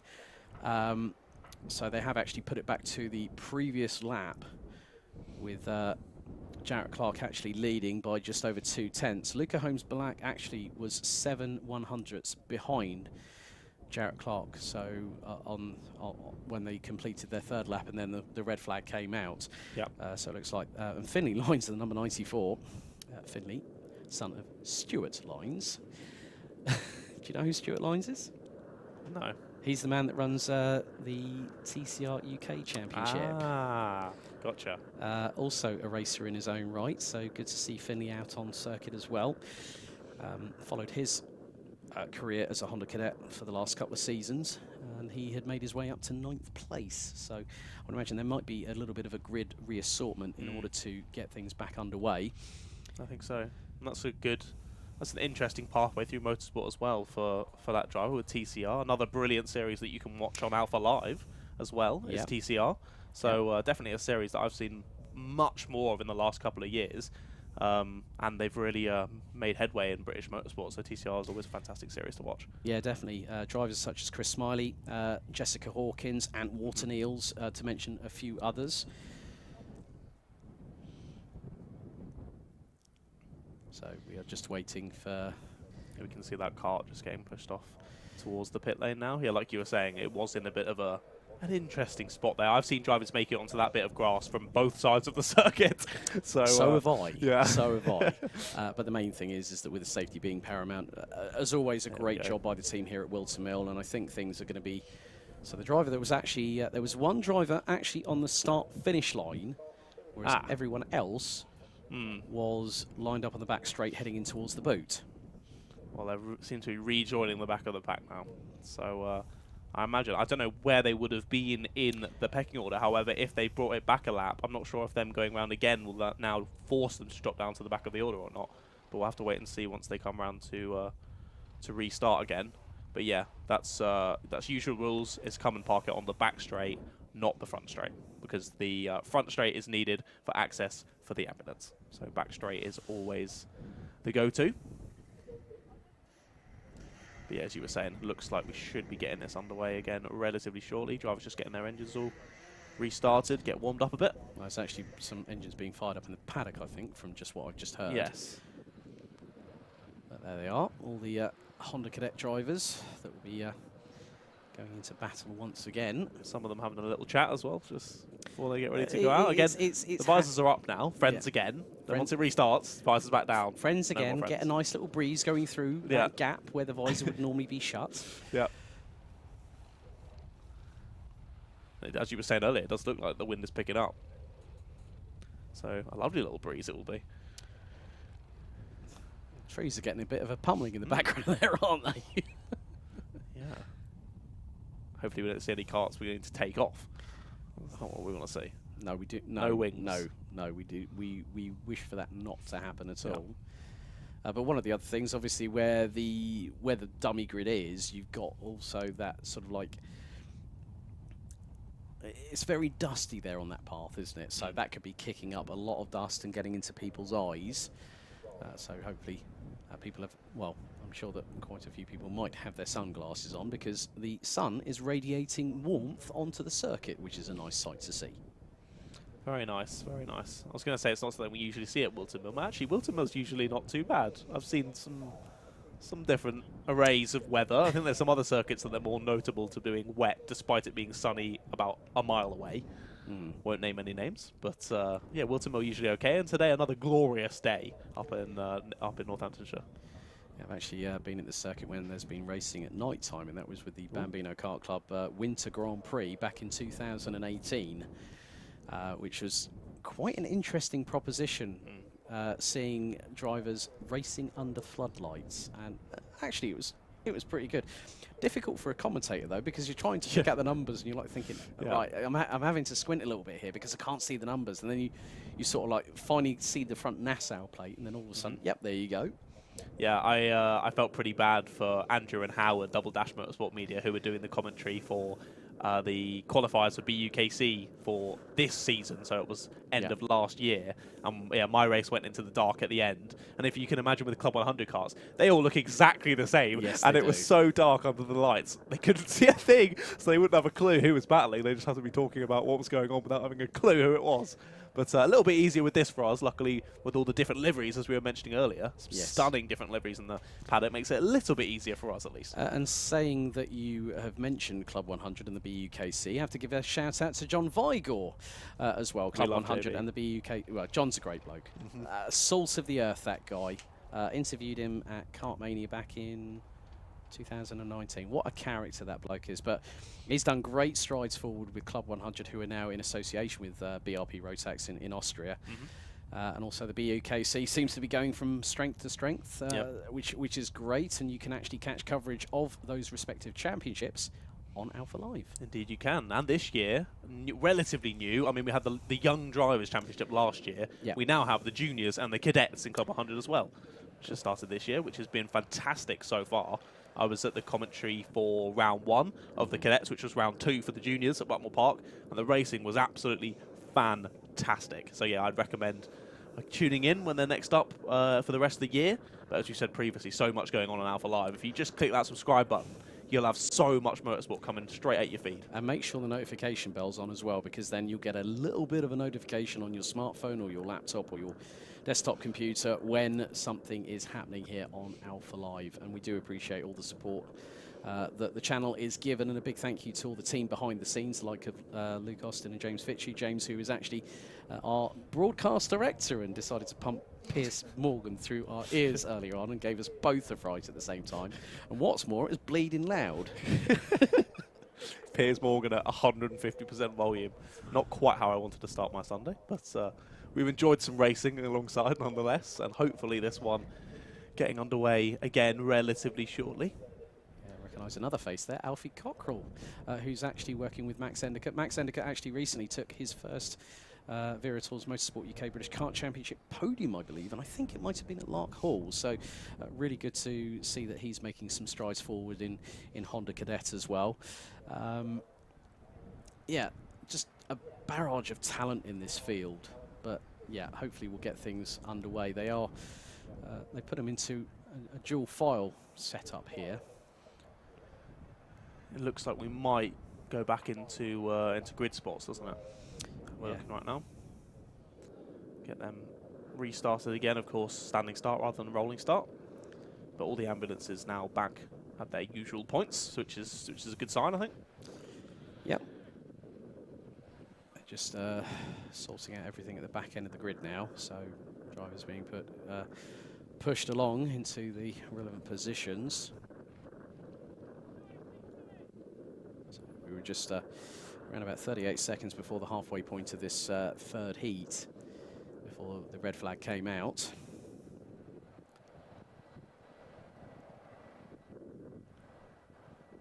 Sounds a lot like a helicopter.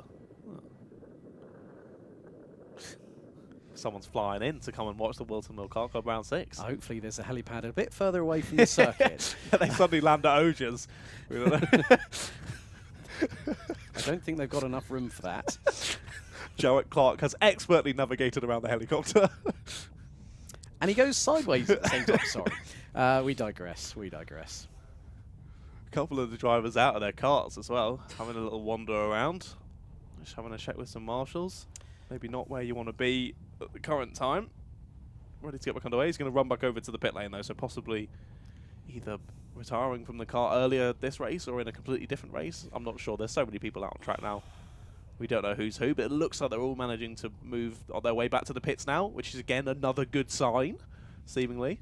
Yeah, just clearing them out of the way. Yes. And some of the people that will more than likely stay on. I mean, there has been a tannoy announcement actually that anyone that's a parent or a mechanic that wants to go onto the circuit, a live circuit, has to wear a high-vis vest. That is a mandatory requirement for health and safety precautions. There's some of the people watching from the sidelines just over there, just off of the cafeteria area. It looks like. There we go. Weaving from side to side. Except with a lot of time standing still now, haven't they? Those tyres will be completely cold. Like driving on ice, even though it's not cold here at Whilton Mill. Air temperature still around about 13 degrees Celsius, according to the live timing, but they are gridding them up, and we will be starting with just over 4 minutes of this race, plus an additional lap to go. And these races, they're usually so close anyway, the kart's bunching up so much. The difference between 4 minutes and 7 minutes doesn't really matter in this, really. They're all just constantly battling the whole way through anyway. So this is basically just another slightly shorter sprint race to start here. Yep, so we are waiting for the 5-second board to go up very shortly.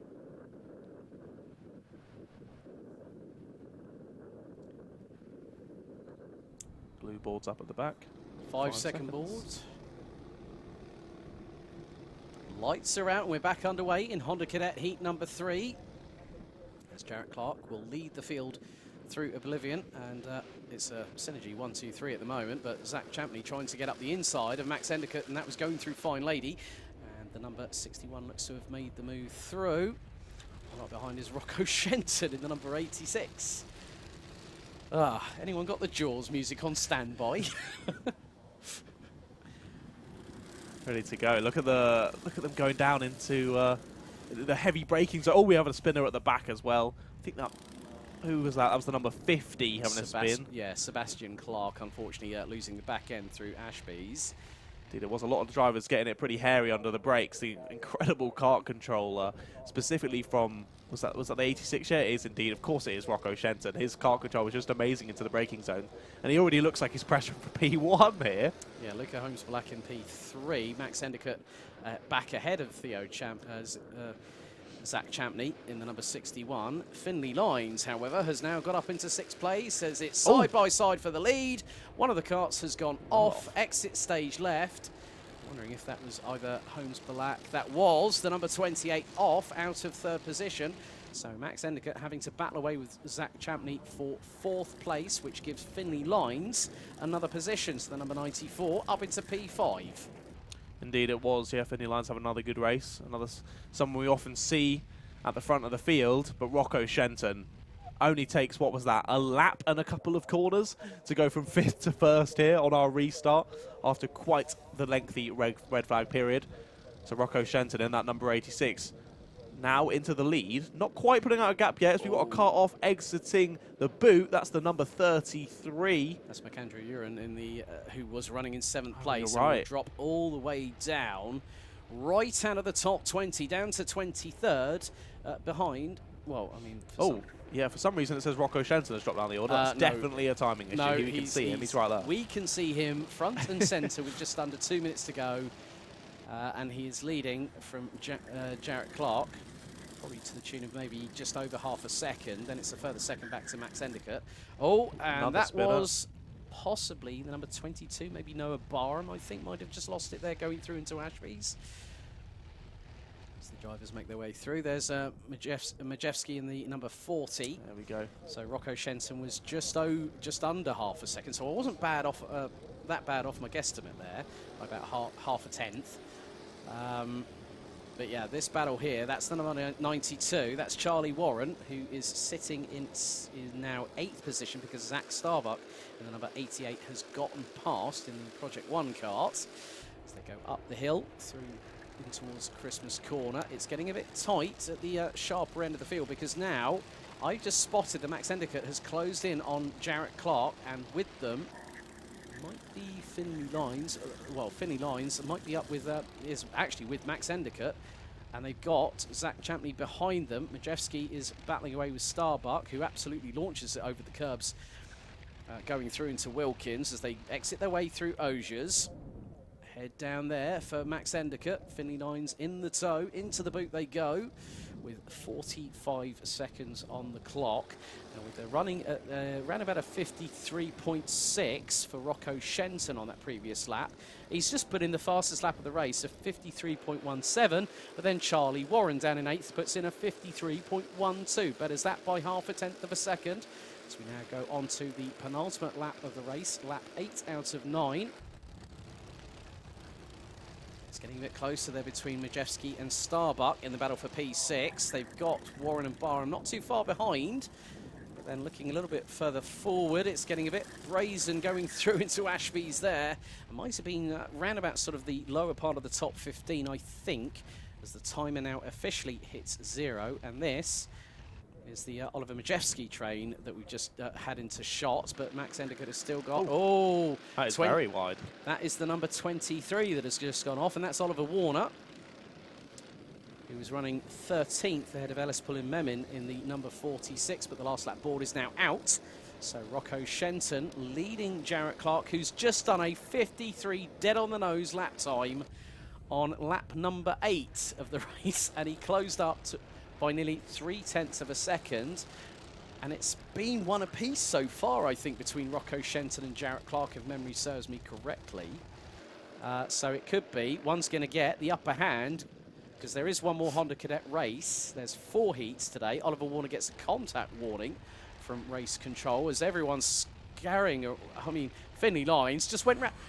Finley Lines, how did you just do that? He just went round the outside of Max Endicott, coming through Wilkins and down into Osiers, and now has 3rd place as Zach Champney gets a very, very wide switch around. But Rocco Shenton looks to have taken the checkered, and Jarrett Clark got to within 0.16 of a second. Finley Lines takes 3rd. Max Endicott takes 4th place. Zach Champney has to settle for P5 ahead of Oliver Majewski, with Noah Barham, Charlie Warren, Zach Starbuck, Oliver Meek. They round out the top 10 positions. And it was Cian Bernard, Luca Holmes-Black who rounds out the top 12 ahead of Mason Brooks, Sebastiano Tuzeo. Alice Fairclough makes it to 15th at the flag ahead of Riley Till, Andrew Dixon, Harry Taylor, Samuel Gamio, and then also Ellis Pullin-Memin, who dropped all the way down to 20th by the end of the race. Oliver Warner in 21st ahead of Sergio Wirtz. Emerson McAndrew-Uren, Ella Dixon, Sebastian Clark, with Charlie Wolfett out, clutching his left forearm after 2 on lap 3 when we had the red flag stoppage, and Bella Fairclough out on the very first lap. So that concludes the penultimate heat for Honda Cadets. And next up we have IAME Cadets Heat 3.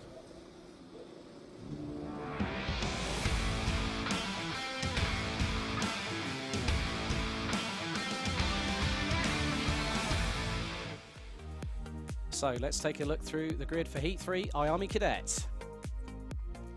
Austin Gibson and Jensen Chalk will be on the front row ahead of Harvey Bacon and Efan Owen. Isaac Barker and Nathaniel Hodges round out the top 3 rows with Cian Amy, Max Yule, Jensen Short and Zachary Brazel Shepherd, Ethan Lucas and Max Mason rounding out the top 6 rows. Cody LePatrel, Levi McGrath, Aston Brown, Millen Tomlinson, Jonty Restrick, Sukhmani Kera round out the top 9 rows. Simeon Stone and Ethan Weldon ran at the top 20 ahead of Enzo Putarazzi, Max Wright, Jacob Nairn and Finley Hines. Amelie Davey, Levi Sangera, Elliot Travis, Isabel Banks, Manav Dieu and Katie Clark ran at the top 30, with Aran Nayar and Jensen Sale completing the 32-strong grid. 30 karts actually showing up in the live timing, but again we will have a rolling start on this one, another 7 minutes plus an additional lap. And if my memory serves me correctly, the Honda Cadets take part in 3 of the 4 heats. And then I think there tends to be a B final and an A final. Is that correct? Yes, you are correct. Oh, thank goodness for that. You got that. Spot on the nose there. Oh, I haven't lost my touch.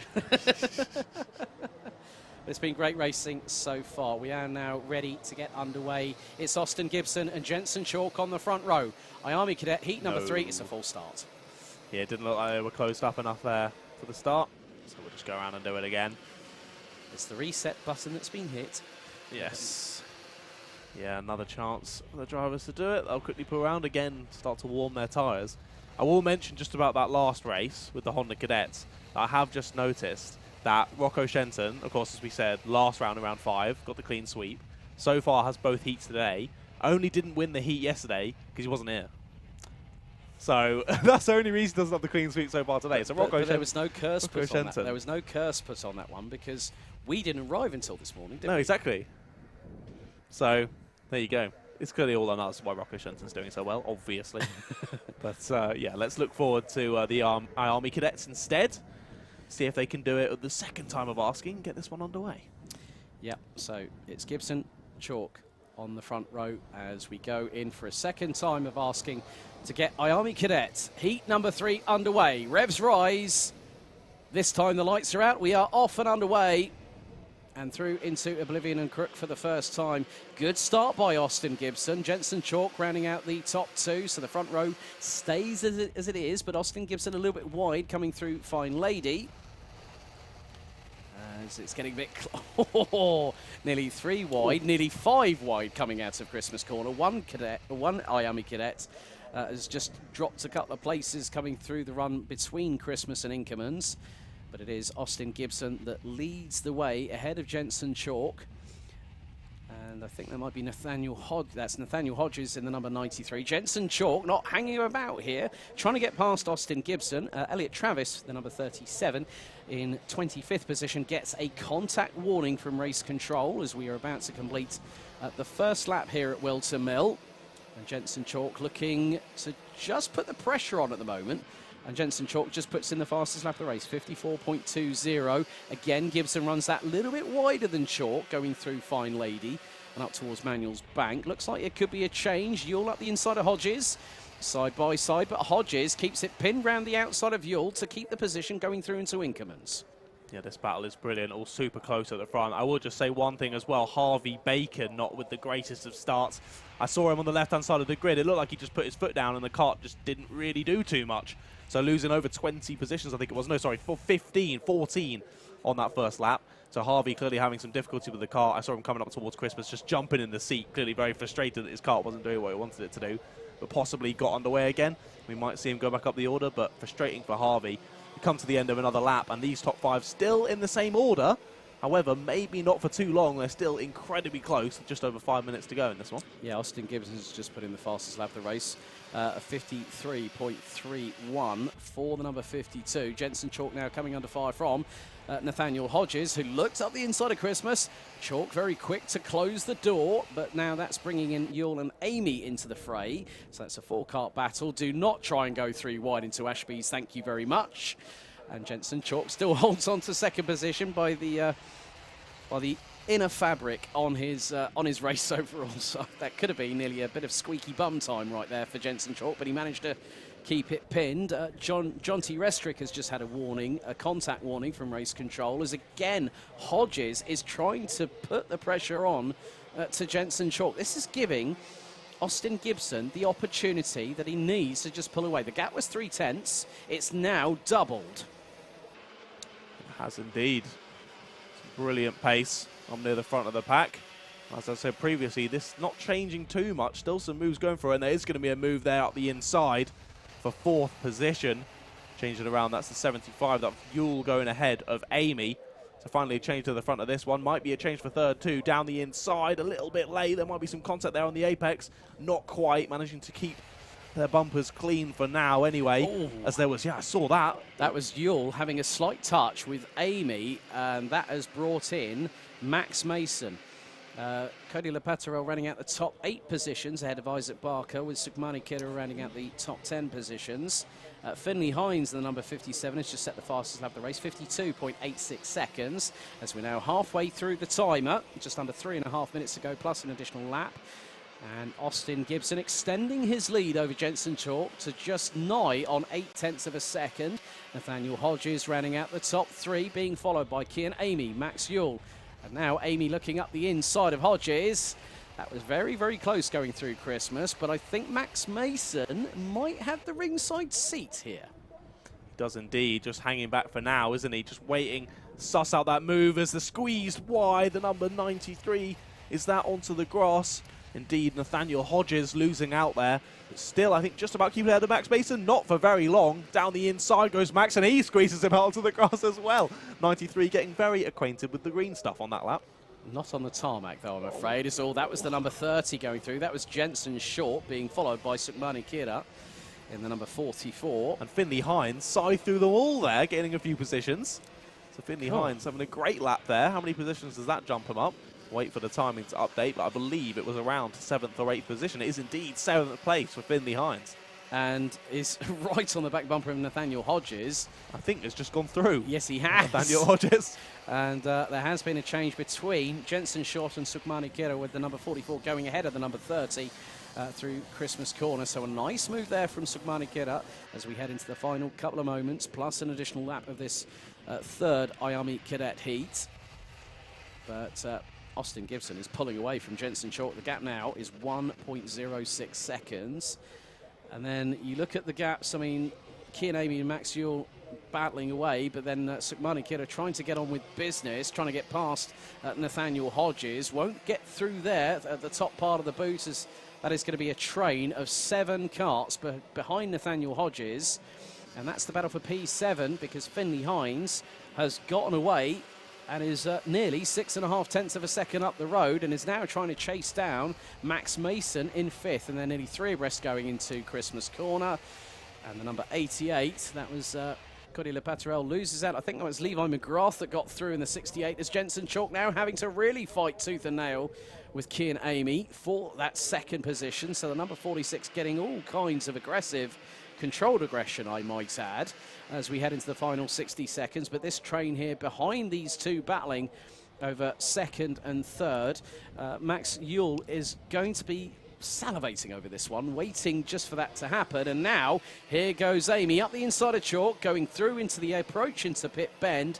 And there is Max Yule waiting to pounce on Jensen Chalk for P3. Yeah, Yule just trying to carry as much speed as he could through that final corner. See if he can keep the speed, keep it going up into Christmas Corner here. Looks to the inside to go for the move, but not quite going to happen because the kart ahead, the 188, is going to make the move, and they are going to make contact. All 3 into the side of each other there, 2 round, and makes contact again. Oh, that was a big crash. That was quite a big one. Only 20 seconds left to go, but hopefully they can just be pushed off the track and we can get this one finished. But that was quite a big one, wasn't it? Yeah, if it goes past 75% race distance, there are yellow flags, because that was the full course yellow has been employed. So that will effectively neutralise the race. That secondary hit for Jensen Chalk. There are 4 karts off track, I understand. We've just been told in our ears. So the last lap board has been shown. So effectively, Austin Gibson will get the race victory.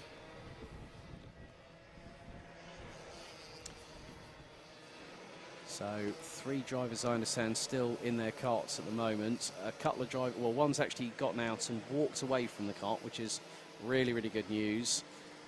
And this has neutralised the race. So it was Jensen Chalk and Nathaniel Hodges. Cody Lepaterel in the number 88 has dropped down the order as well.